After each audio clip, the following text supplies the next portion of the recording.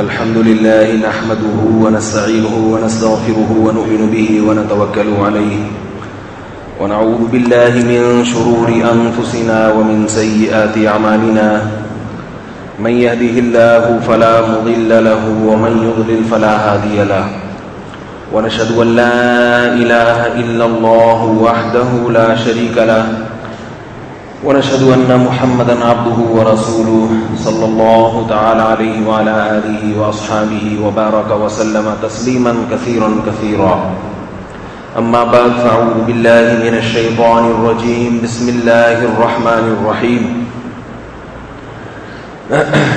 ومريم ابنة عمران التي أحصنت فرجها فنفخنا فيه من روحنا وصدقت بكلمات ربها وكتبه وكانت من القانتين. پچھلے درس میں بیان ہو رہا تھا کہ یہ سورہ طلاق کی آخری آیات ہے 28ویں پارے کی. تو بیان اس میں یہ چل رہا تھا کہ اللہ تعالیٰ نے مثال بیان کی ہے، دو مثالیں بیان کی ہیں کافروں کے لیے، نوح علیہ السلام کی بیوی اور لوط علیہ السلام کی بیوی. اس کے بعد اللہ نے دو مثالیں بیان کی ہیں اہل ایمان کے لیے. ایک مثال اللہ نے بیان کی فرعون کی بیوی جنہیں حضرت آسیہ کہا جاتا ہے. فرعون کی بیوی نے اس قدر برے ماحول میں اور اتنی بڑی حکومت کے ہوتے ہوئے موسیٰ علیہ السلام پر ایمان لائیں اور ان کی تصدیق کی. حکومت بھی جا رہی ہے، شاہی محل بھی جا رہا ہے، بادشاہ کی زوجیت بھی ختم ہو رہی ہے اور قوم بھی دوسری ہے. انسان کے دل میں قوم کی محبت بھی ہوتی ہے، قوم کی. تو اپنی قوم بھی نہیں دیکھ رہی کہ وہ موسیٰ علیہ السلام میری قوم کے نہیں ہیں، دوسری قوم کے. تو اس سے یہ بھی پتہ چلتا ہے کہ قوم پرستی بھی انسان کو مروا دیتی ہے. تبھی قرآن میں اللہ کے الفاظ ہیں فرعون کے بارے میں، اللہ کا کلام ہے کہ اضل فرعون قومہ وما ہدی. فرعون خود بھی برباد ہوا اور اپنی قوم کو بھی. کیوں؟ اس لیے کہ قوم پرستی میں فرعون کا ساتھ دے رہی تھی. نہیں یاری میرا خیال ہے بات سمجھ. قوم کس میں قوم کا ساتھ دے رہی تھی؟ قوم پرستی میں. پھر ہماری قوم کا آدمی. تو اس لیے جب بھی ووٹ ڈالا کرو نا کسی سیاسی لیڈر کو، یہ نہ دیکھا کرو کہ اس کی قوم کیا ہے. اگر وہ آپ کی قوم کا ہے اور آپ سمجھتے ہو کہ مفید بھی ہے تو ٹھیک ہے، اپنی قوم کے آدمی کو آگے لاؤ. لیکن اگر آپ سمجھتے ہو کہ یہ قوم کا تو ہمارا ہے، ہماری قوم کا ہے، مگر نہ یہ ہمارے کام کا ہے اور نہ کسی اور کے کام کا، تو پھر قوم کا اچار ڈالنا ہے، تم نے کیا کرنا ہے بھائی ایسی قوم. لیکن عصبیت اور لسانیت یہ اتنی بڑی بلا ہے کہ اس میں انسان بہت جلدی مبتلا ہو جاتا ہے. اسی قوم پرستی نے خلافت عثمانیہ کا خاتمہ کروایا. خلافت عثمانیہ کے بارے میں عربوں کو یہ بتایا گیا کہ یہ عجمی ہے اور تم عرب ہو. برباد ہو گئی خلافت. تو مسلمانوں کا کتنا بڑا نقصان ہو گیا. تو آسیہ، حضرت آسیہ جو فرعون کی زوجہ تھیں، انہوں نے کیا کہا کہ حضرت موسیٰ علیہ السلام پر ایمان لائیں، ان کے معجزے دیکھے. اور حضرت موسیٰ کو وہ اس لیے بھی جانتی تھیں کہ وہ انہی کے محل میں پل بڑھ کے جوان ہوئے تھے. وہ جانتی تھیں یہ بچہ کردار کا کتنا اچھا ہے، یہ 2 نمبر نہیں ہو سکتا، غلط نہیں ہو سکتا. اللہ تعالیٰ نے فرعون کی قوم میں ایک اور شخص جو ایمان لایا اس کا قرآن میں بہت لمبا تذکرہ کیا ہے. دیکھو بنی اسرائیل تو سارے حضرت موسیٰ پہ ایمان لائے تھے. بنی اسرائیل تو سارے ہی حضرت موسیٰ پہ ایمان لائے. ان کو اللہ نے کوئی اتنی اہمیت سے ان کا الگ سے تذکرہ نہیں کیا، اس لیے کہ وہ ان کی قوم وہی تھی اور حضرت موسیٰ علیہ السلام انہی کو نجات دلانے آئے تھے. تو وہ تو یہ کہہ سکتے تھے کہ یہ ہمارے لیڈر ہیں، آخرت کا فائدہ تو بعد میں، ہمیں دنیا میں فرعون کے ظلم سے یہ چھڑوا دیں گے. اگر کسی قوم کو کوئی ایسا لیڈر مل جائے جو اسے دوسری قوم کے ظلم سے بچا رہا ہو, پھر تو سبھی ساتھ دے دیتے ہیں نا, اور دینا بھی چاہیے پھر ایسے موقع پہ, بھئی آپ کو ظلم سے بچا لے گا. تو کمال ان لوگوں کا تھا جو فرعون کی قوم میں تھے, حکومت میں تھے. حضرت موسیٰ ان کو ظلم سے نجات دلانے نہیں آئے تھے, کیونکہ ان پر تو ظلم ہو نہیں رہا تھا, وہ تو خود ظالم تھے. مگر وہ ایمان لائے ہیں حضرت موسیٰ علیہ السلام پر. تو ان میں ایک شخص کا قرآن نے بڑے اہتمام سے ذکر کیا ہے, وقال رجل مؤمن من آل فرعون یکتم ایمانہ. اللہ نے قرآن میں فرمایا کہ حضرت موسیٰ علیہ السلام نے یہ دعوت دی ہے اور آپ کی دعوت پھیلتی چلی گئی, معجزے ظاہر ہوتے چلے گئے. تو فرعون کے درباریوں میں سے ایک ہوتا ہے قوم کا ہونا, اور ایک ہوتا ہے ایسا قوم کا آدمی جو اسمبلی میں پہنچا ہوا ہو, نمائندہ بن کے پہنچا ہوا ہو. جیسے فرعون کی قوم کی سمجھ میں بات نہیں آ رہی تھی, آپ لوگوں کی سمجھ میں بھی نہیں آ رہی. فرعون کی قوم بھی یہ کہتی تھی پتہ نہیں کیا باتیں کر رہے ہیں موسیٰ علیہ السلام, سمجھ میں نہیں آتی, یہ کوئی غلط تو نہیں نہ ہوئی, کیسی باتیں کر رہے ہیں. حالانکہ حضرت موسیٰ کی باتیں بالکل واضح تھی. فرعون بھی حضرت موسیٰ پہ طنز کرتا تھا کہ ان کی باتیں میری سمجھ میں نہیں آتی. شعیب علیہ السلام نے اپنی قوم کو کہا کہ تم ناپ تول میں کمی مت کرو, انی اراکم بخیر, تم قحط زدہ لوگ نہیں ہو. کہیں قحط پڑا ہوا اور روٹی کو انسان ترس رہا ہو, پیٹ بھرنے کے لیے جھوٹ بول کے 2 نوالے کھا لے تو بات سمجھ میں آتی ہے, کیونکہ مر جاتا بیچارہ, مجبور تھا جھوٹ بولنے پر. حضرت شعیب علیہ السلام نے کہا تم سب پیٹ بھر کے کھاتے ہو, انڈے پراٹھے ہو, سب مکھن ڈبل روٹی, اس زمانے کا جو بھی ڈبل روٹی تھی سب کھا رہے ہو, پھر تمہیں لوگوں کو جھوٹ بول کے اور ناپ تول میں کمی کر کے مال بیچنے کی ضرورت کیا ہے؟ تو شعیب علیہ السلام کو قوم نے جواب پتہ ہے کیا دیا؟ قرآن سے ثابت ہے کہ شعیب علیہ السلام اس سے پہلے نماز بھی پڑھتے تھے, روزہ بھی رکھتے تھے. قوم نے ان کی نماز پر اعتراض کبھی بھی نہیں کیا, بلکہ جو نماز پڑھتا ہے تو تاجر لوگ اس سے باقاعدہ آ کے دم کرواتے ہیں کہ یار ذرا نماز کے بعد ہماری دکان پہ پھونک مار دیے گا. شعیب علیہ السلام کی قوم کو شعیب علیہ السلام کی نماز پر کوئی اعتراض نہیں تھا. پڑھ رہے اچھی بات ہے, صوفی آدمی ہے, صوفی لوگ نماز روزہ کرتے ہیں, بزرگ ہیں, پڑھیں آپ. لیکن جب شعیب علیہ السلام نے اس قوم کے نجی اور داخلی معاملات میں ان کے بقول دخل اندازی شروع کی ہے تو قوم نے تانا دیا, صلاتک تأمرک ان نترک ما یعبد آباؤنا او ان نفعل فی اموالنا ما نشاء. اے شعیب, تمہاری نماز اس بات کا حکم کیوں دیتی ہے کہ ہم اپنے باپ دادا کے ایک روایتی دین پہ چلے آ رہے ہیں, ہماری اپنی خاندانی پرمپرا ہے, ٹھیک ہے نا, ہمارا ایک خاندانی کچھ روایات ہیں, وہ کیا ہے, ہم لوگ بت پرست لوگ ہیں, یہ ہمارا مذہبی یعنی ہمارا آبائی مذہب ہے, اس مذہب کے خلاف آپ کی نماز آپ کو کیوں ابھارے؟ آپ نماز پڑھیں, اللہ کی عبادت کریں, ہم نے تو نہیں کہا کہ آپ مندر میں جائیں, لیکن یہ کہنا کہ تم بھی اللہ کی عبادت کرو, یہ ہماری سمجھ میں نہیں آتا. ہم نے آپ کو کبھی نہیں روکا, مذہبی آزادی ہونی چاہیے, آپ جو کریں ہم جو کریں.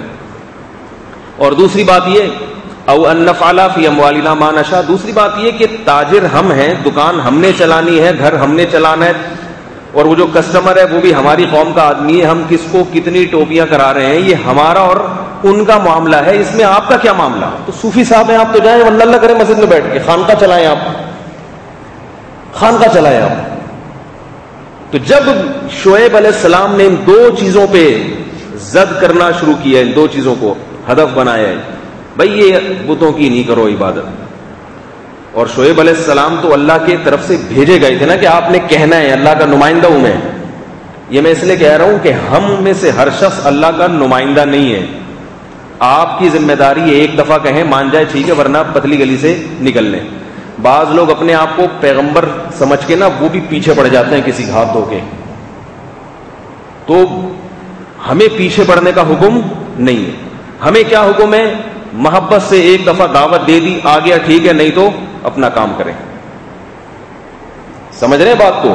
فتنے میں نہ ڈالیں, ورنہ فساد کھڑا ہوتا ہے, فتنہ کھڑا ہوتا ہے. آپ نے اپنی بات پہنچا دی بس.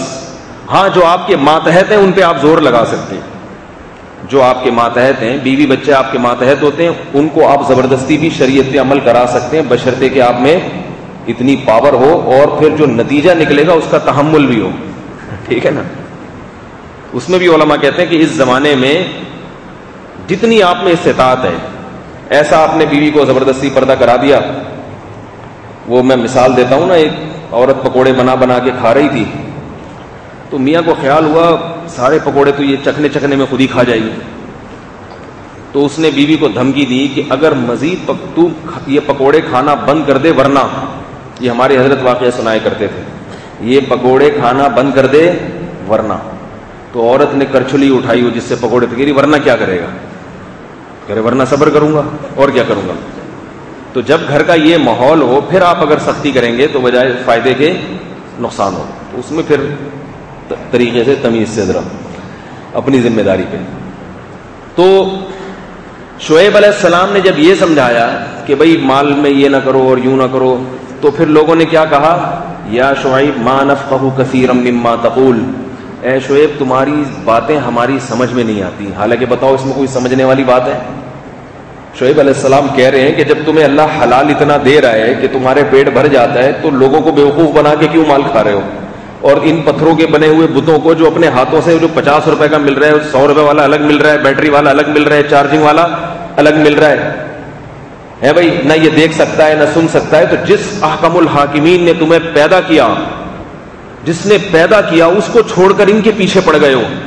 تو اتنی موٹی بات کا جواب کیا دے رہے ہیں؟ لا نفقہ کثیرا مما تقول، اے شعیب تیری باتیں ہماری سمجھ میں نہیں آتی. یہ سمجھ میں آتا تھا کہ کسٹمر کو بیوقوف کیسے بنانا ہے. اتنی موٹی باتیں. آج بھی ایسا ہی ہے. آج لوگ مولویوں کو کہتے ہیں دم درود روحانی ٹوپی ڈرامے کرتے رہو، بیٹھ کے جن چڑیلے اتارتے رہو. یہ کہنا کہ سالی پر لازم ہے کہ بہنوئی سے پردہ کرے، یہ کیا مذاق ہے؟ یہ اس قسم کے بیانات کے لیے ہم نے آپ کو گھر میں بلایا تھا ہے بھائی. یہ کیا باتیں شروع کر دی آپ نے؟ لوگ گھر میں بلاتے ہیں نا مجھے بیان کے لیے کہ آپ ہمارے فیملی میں بیان کریں. فیملی میں نے بیان کر دیا بھائی سالی پر لازم ہے کہ بہنوئی سے پردہ. یہ باتیں کرنے کے لیے آپ لیلافی قریشن کے فضائل سنائیں کہ لیلافی قریش 100 دفعہ پڑھنے سے کیا ہوتا ہے اور 199 دفعہ پڑھنے سے کیا ہوتا ہے. اس کے لیے ہم نے بلایا تھا. آپ والدین بلائیں گے تو اس لیے کہ تاکہ اولاد کو والدین کے حقوق سکھائے جائیں. اور اولاد اگر مجھے گھر میں بلائے گی نا، آئے ہمارے گھر میں ذرا دین کی بات کر لیں، مطلب ہوتا ہے کہ ابا میری شادی نہیں کر رہے تو ان کو سمجھائے میری شادی کر دیں. تو ہم میں سے ہر شخص چاہتا ہے کہ اپنے مطلب کی بات سنوں میں. اب میں نے والدین کے حقوق پر ایک دفعہ بیان کرنا شروع کیا. ظاہر ہے والدین کے تو لامتناہی حقوق ہیں، ان کا تو ہم تصور نہیں کر سکتے. بتایا بھائی یہ ہے، یوں ہے، یوں ہے، یوں ہے. والدین بڑے خوش ہوئے. پھر میں نے ایک دن تھوڑا سا بیان کیا. میں نے کہا والدین پر اولاد کا کچھ حق ہے. اولاد کا حق یہ ہے کہ بیٹا جب بالغ ہو جائے، باپ اسے شادی سے نہیں روک سکتا. اگر وہ اپنے خرچے پہ شادی کر رہا ہے، باپ نہیں روک سکتا. باپ اگر ناراض ہو رہا ہے تو بیٹے کو باپ کو ناراض کرنے کا گناہ نہیں ملے گا، بلکہ باپ کو ناراض ہونے کا گناہ ملے گا. اب خطرناک بات ہے یا نہیں ہے؟ اسی طرح بیٹی ہے، لڑکی ہے، جوان ہو گئی، جوان لڑکی ہے، 15-16 سال اس کی عمر ہو گئی، اس کے رشتے آ رہے ہیں اس کے. تو شریعت کہتی ہے کہ بھئی لڑکی ناسمجھ ہے، باپ میں بیٹی کی وہ زیادہ ہوتی ہے، وہ بیٹی کا مستقبل جانتا ہے. تو ان میں سلیکشن جو ہے نا کہ اتنے سارے رشتوں میں کون سا میری بیٹی کے لیے مناسب ہے، یہ سلیکشن باپ سے پوچھ کے ہوگی. باپ کی مرضی کے بغیر شریعت میں پسند نہیں کیا گیا کہ بیٹی اپنی مرضی سے شادی کرے. باپ کا علم کامل، غیرت کامل، تجربہ کامل، پھر اس کے جذبات بھی ہوتے ہیں. لیکن یہ اس باپ کے بارے میں ہے جو شادی کرنے میں سنجیدہ ہو.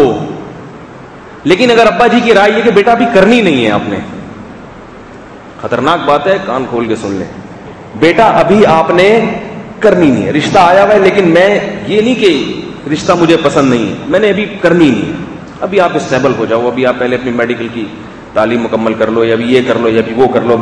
پھر نہیں ہے وہ. پھر شریعت نے اس کو اجازت دی ہے کہ باپ راضی نہیں تو بھائی کو ملا لے ساتھ، بھائی راضی نہیں تو چاچا کو ملا لے، چاچا راضی نہیں تو کزن کو ملا لے. اس کو کیا اعتماد ملے کہ میرے نکاح پڑھا دو. کوئی بھی راضی نہیں ہے تو خود بھی کر سکتی ہے. ایسے موقع پر اگر ابا کو تکلیف ہو رہی ہے تو ابا کو شریعت کہے گی کہ آپ کو تکلیف ہونے کا گناہ ہوگا. کیوں ہو رہی ہے؟ اللہ نے آپ کو ابا بنایا تھا اس کا نکاح کرنے کے لیے, اس کو نکاح سے روکنے کے لیے نہیں بنایا. دیکھو اس کی مثال میں ایک بیان میں بھی میں نے دی, دوبارہ تھوڑی سی جلدی سے مثال دے دوں. باپ یہ چاہتا ہے کہ ناشتے میں پراٹھا بنے, میں ڈبل روٹی نہیں لاؤں گا, صحیح ہے نا, اس میں فائبر نہیں ہوتا, اس میں یہ ہوتا ہے, فلانا ہوتا ہے. باپ خیر خواہ ہے, بھائی بچوں کے لیے اچھا ہی سوچ رہا ہوگا, حالانکہ اس کے پاس ڈبل روٹی کے پیسے بھی ہیں, مگر پھر بھی پراٹھا کھلا رہا ہے. اس کا مطلب اس نے پراٹھے کی فضیلت پر میرا بیان سنا ہوا ہے, اس لیے کھلا رہا ہے, یعنی کنجوسی کی وجہ سے نہیں کھلا رہا. بلکہ تو شریعت ایسے موقع پہ کیا کہتی ہے, بھائی گھر میں چلے گی کس کی؟ باپ کی چلے گی, سربراہ باپ ہے. لیکن ابا کہتے ہیں ہوگا ہی نہیں, ناشتہ ہی نہیں ہوگا,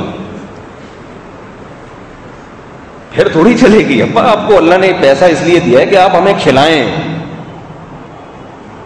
ہمیں, کیا پکے گا گھر میں, اس میں ابا کی رائے کا اعتبار ہے. لیکن پکے گا کہ نہیں پکے گا؟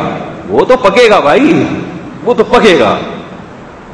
اللہ نے آپ کو جو گھر کا سربراہ بنایا, بیوی بچوں کو کھلانے کے لیے حکومت دی ہے آپ کے ہاتھ میں, ترسانے کے لیے نہیں دی ہے. بھائی حکومت کی ہم مان کے چلتے ہیں, حکومت کی ہم مان کے چلتے ہیں, کیونکہ ہمارا خیال یہ ہے کہ حکومت جو ہے عوام کی خیر خواہ ہوتی ہے. لیکن اگر حکومت یہ کہے کہ ملک بیچ دو انڈیا کو یا فلاں کو بیچ دو, اس میں حکومت کی ماننا جائز ہے؟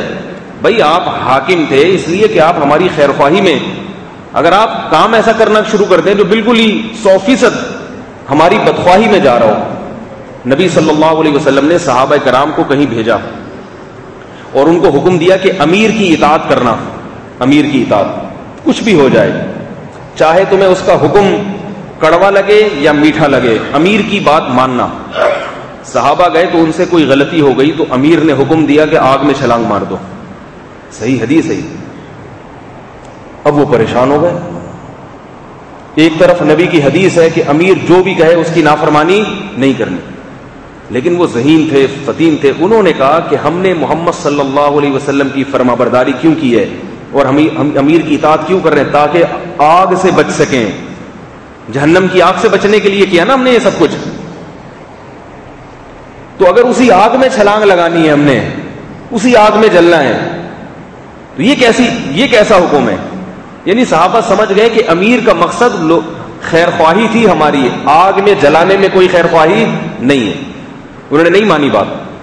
جب یہ لشکر واپس آیا, نبی کو اطلاع دی گئی. آپ صلی اللہ علیہ وسلم نے فرمایا اگر تم آگ میں چھلانگ مار دیتے تو قیامت تک اسی آگ میں جلتے رہتے, یہ اللہ کی طرف سے عذاب آتا, خودکشی کا گناہ ملتا. نہیں آ رہی میرا غالب آسان. حالانکہ امیر کی ماننے کا حکم کس نے دیا؟ نبی نے.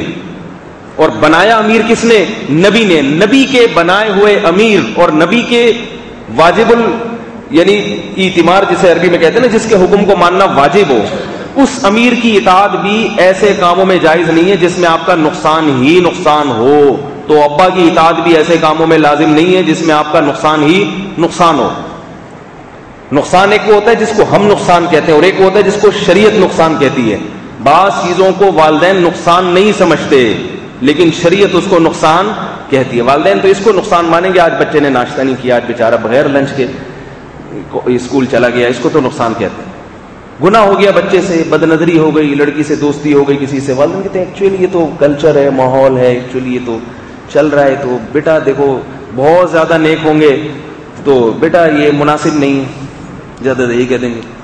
اللہ کی نظر میں یہ غلط ہے, اللہ کی نظر میں یہ بہت بری چیز ہے اور اس کی جائز حقوق ہیں, وہ آپ نے پورے کرنے ہیں. تو خیر یہ موضوع ایک الگ ہے, بہت طویل موضوع ہے یہ. تو ہم کیا کرتے ہیں, مولانا صاحب چلے گئے کہیں بیان کے لیے, جہیز کے خلاف بیان کر دیا, یہ کیا ہو گیا, فلانے کے خلاف بیان کر دیا, بس باتیں کرتے رہو ان کی مرضی کی بیٹھ کے. اور سب سے زیادہ لوگ اسی وجہ سے روحانیوں سے خوش ہوتے ہیں, وہ کسی کو چھیڑتے نہیں ہیں. جو بھی آئے گا تم پہ اتنے جن پھونک ماری, میں اتنے جن پھونک مار دی, تو یہ سارے کام ہوتے رہتے ہیں, پیسے بھی ملتے رہتے ہیں ان کو ٹھیک ٹھاک طریقے سے. اب جو آدمی کسی محفل میں جا کے یہ بیان کر دے کہ سالی کو چاہیے بہنوئی سے پردہ کرے, تو بہنوئی ہدیہ دے گا, ایسے بہنوئی ہدیہ دے گا ایسے خطیب کو؟ کہہ گئے میرے تو سارے مزے سسرال میں کرکرے کر دیے تم نے. میں تو سسرال جاتا اس لیے تھا کہ تھوڑی بہت گپ شپ ہو جاتی تھی, تھوڑا سا ایک سکون مل جاتا تھا, تو وہ تھوڑی لفافے میں پیسے ڈال کے دے. تو یہاں ایک چھوٹی سی بات کر کے میں بیان کو آگے لے کے چلتا ہوں. میں بعض دفعہ بیان میں ایسی باتیں کر دیتا ہوں, جیسے میں نے ایک دفعہ بیان میں کہا کہ بھائی بھابھی پر لازم ہے کہ دیور سے پردہ کرے. پھر میں کچھ مثالیں بتائیں کہ سب گھرانوں میں نہیں خرابیاں ہیں, الحمدللہ ہمارے ہاں خیر ابھی غالب ہے. جہاں پردہ نہیں ہے وہاں بھی الحمدللہ خیر غالب ہے, لیکن شر کے واقعات بھی بہت ہیں. تو میں نے بتایا کہ اس طرح واقعات بے پردگی کی وجہ سے بہت آتے ہیں. میرے پاس فون آتے ہیں, لوگوں کو نہیں پتہ چلتا, لوگ علماء کے سامنے بات بیان کر دیتے ہیں, سالی اور بہنوئی کے معاذ اللہ معاف کرے ایسے تعلقات کے واقعات, دیور بھابھی کے ہوتا جاتا ہے. تو میں نے بیان کیا تو ایک صاحب کا فون آیا کہ حضرت ہم فیملی کے ساتھ بیٹھ کے بیان سن رہے ہوتے ہیں اور آپ بعض دفعہ اس قسم کی باتیں کر دیتے ہیں, تو یہ بڑا عجیب سا ہوتا ہے, آپ پلیز بیان میں ایسی باتیں نہ کیا کریں. میں نے کہا کہ سرے سے ایسی باتیں ہی نہ کروں میں, ہے بھائی کہ بھائی دیور اور بھابھی کا پردہ ہے اسلام میں اور نہ ہونے کے کچھ نقصانات ہیں. لوگ کہتے ہیں نا کوئی نقصان نہیں ہے, بھائی ہیں بہت سارے نقصانات ہیں اس کے. نہیں کہتے ہیں باتیں تو کیا کریں لیکن اس طرح محفل میں بیٹھ کے نہیں کیا کریں. میں نے کہا ٹھیک ہے آئندہ میں ایسے بیان کروں گا. بھائی جو بھی مجلس میں دیور بیٹھے ہوئے ہیں جن کی بھابیاں ان سے پردہ نہیں کرتی اور ان کے گھریلو حالات خرابی کی طرف جا رہے ہیں, وہ بیان کے بعد ذرا ایک سائڈ پہ ہو جائیں, ان سے الگ سے میں خطاب کروں گا اسی موضوع پر. میں نے کہا پھر تو یہ ہوگا کہ جہاں خدا نخواستہ بہنوئی اور سالیوں کے اس طرح کے غلط چیزیں سامنے آ رہی ہیں, ناجائز معاذ اللہ تعلقات ہیں, تو جہاں اس محفل میں جتنے اس قسم کے بہنوئی بیٹھے ہوئے ہیں اور خواتین میں اس قسم کی جتنی سالیاں ہیں, ان سے خصوصی گزارش ہے کہ وہ کل 3:05 پہ فلاں مقام پہ جمع ہو جائیں, ان سے میں خصوصی خطاب کرنے والا ہوں.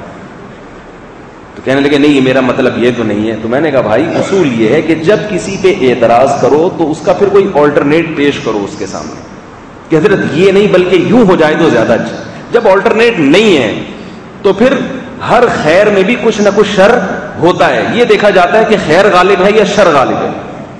ممبر پہ بیٹھ کے اس قسم کے واقعات سنانا یقیناً ہمیں بھی اچھا نہیں لگتا, ہر گھر میں ایسی برائی نہیں ہوتی, لیکن اس کا اور جہاں برائی ہو رہی ہے اس کو کیسے روکیں گے. میں نے ایک دفعہ بیان میں یہ بھی بتایا کہ بھائی شریعت میں سسر کو اجازت نہیں ہے کہ وہ بہو کے جسم پر ہاتھ بھی لگائے بغیر کسی حائل کے. یہ مسئلہ ہے, سسر اپنی بہو سے مصافحہ نہیں کر سکتا, بہو کے بوسہ نہیں لے سکتا, وہ بہو سے گلے نہیں لگ سکتا. اگر اس نے بہو کے سر پہ پیار کرنا ہے تو سر پہ دوپٹہ یا چادر ہونی چاہیے. سمجھ رہے ہیں بات کو, بس سر کی حد تک ہے, چہرے پہ ہاتھ نہیں لگا سکتا. وجہ اس کی ہے کہ سسر اور بہو میں ذرا سا بھی سیکچول ریلیشن قائم ہو گیا تو یہ بہو اپنے شوہر پہ ہمیشہ کے لیے حرام ہو جاتی ہے. اسلام میں اس بے شرمی کی اجازت نہیں ہے کہ ایک عورت سے کسی مرد کے سیکچول ڈیزائر ہوں اور پھر اس کے باپ کے بھی ہو جائیں. نہیں یاری بات سمجھ میں, یا اس کے بیٹے کے بھی ہو جائیں, یہ نہیں ہو سکتا. یہ بے شرمی بے غیرتی اسلام میں نہیں ہے. تو اب اگر باپ کے اس سے سیکچول ڈیزائر ہو گئے تو اب بیٹے کے نہیں ہو سکتے, بیٹے پر حرام. اور چونکہ بیٹے کے پہلے ہو چکے ہیں اس لیے باپ پر پہلے سے حرام تھی. اب شریعت کہتی ہے اس گھر سے نکلو, عورت کو اس گھر میں رہنے کی اجازت نہیں ہے, پھر وہ اجازت نہیں ہے, وہ کہیں اور شادی کرے. اب خواتین پریشان ہوتی ہیں کہ ہمارا کیا قصور ہے, گھر تباہ ہو رہا ہے, یہ ہو رہا ہے, وہ ہو رہا ہے. قانون جو بنایا جاتا ہے وہ اکثریت کو دیکھ کے بنایا جاتا ہے, اکثریت کو دیکھ کے بنایا جاتا ہے, چند افراد کو دیکھ کے نہیں بنایا جاتا.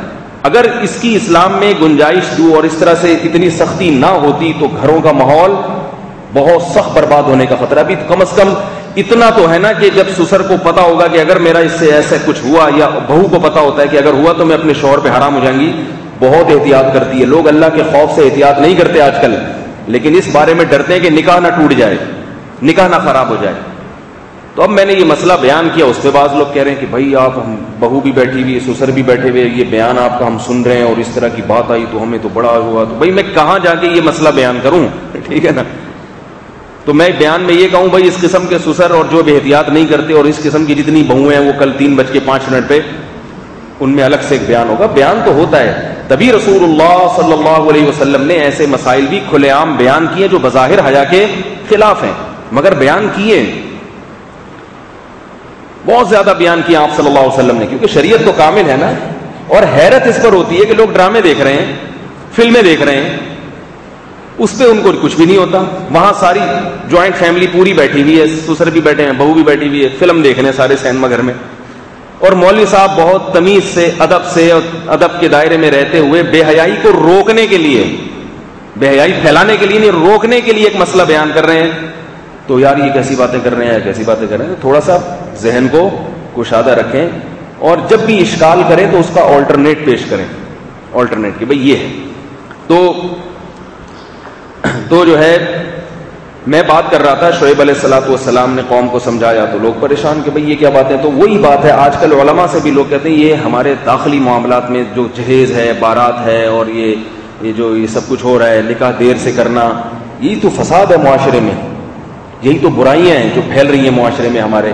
تو لوگ کہتے ہیں اس قسم کی باتیں نہ کیا کرو. تو پھر جس قسم کی باتیں آپ چاہتے ہیں وہ کوئی فائدہ نہیں ہے. بیٹھ وہ بیکار سی باتیں جا کے یہ اتنی دفعہ پڑھ لو, یہ اتنی دفعہ پڑھ لو, تو پڑھ لو بیٹھ کے, ان چیزوں سے عذاب سے تھوڑی بچ جاؤ گے.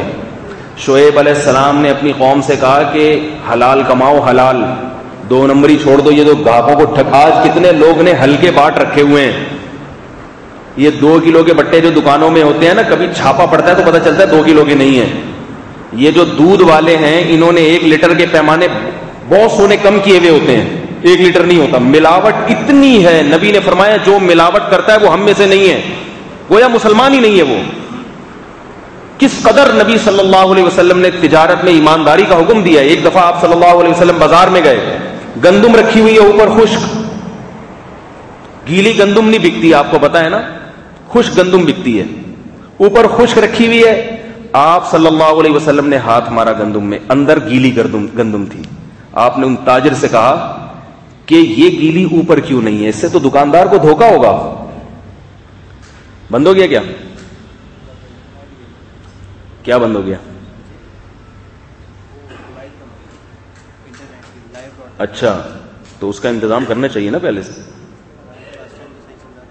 اچھا چلیں ٹھیک ہے. اصل میں لوگ بہت ڈسٹرب ہوتے ہیں, جو سننے والے لوگ ہیں نا وہ ان چیزوں سے بہت پریشان ہوتے ہیں بیچارے. بعض لوگ انٹرنیٹ پہ بڑے اہتمام سے آگے بیٹھتے ہیں, وہ کہتے ہیں آپ کے یہ مسائل ختم نہیں ہوتے, کبھی ہو رہا کبھی ہو, پھر مجھے جو ہے وہ فون کر کے پریشان کرتے ہیں. تو کیا بات چل رہی تھی؟ ہاں, گندم کی مثال دے رہا تھا. رسول اللہ صلی اللہ علیہ وسلم نے ارشاد فرمایا کہ یہ نیچے کیوں نہیں ہے, اوپر کیوں نہیں ہے یہ گیلی گندم. آج کل آپ سبزی منڈی میں جائیں, میرے ساتھ تجربہ ہوا ہے, میں گیا جی سردیوں میں کینو لے کر آیا, اوپر سے ایسے خوبصورت کینو رکھے ہوئے جی, پیٹی کھول کے دیکھو, واہ واہ واہ, اٹھا کے لے آئے, بس وہی تھے اوپر اچھے, نیچے سارے گلے سڑے. کس قدر دھوکا ہو رہا ہے, کس قدر دھوکا ہو رہا ہے. یہ جو مختلف چیزوں کے تیل نکالتے ہیں, تیل بک رہا ہے نا, ناریل کا تیل ہے, سرسوں کا تیل ہے, یہ ہماری خوش فہمی ہے. دیسی گھی ہے, یہ دیسی گھی کی مٹھائی ہے. یہ بہت بڑا بیوقوف ہے جو یہ کہتا ہے یہ مٹھائی جو ہے نا دیسی گھی کی ہے. دیسی گھی نہیں ہے.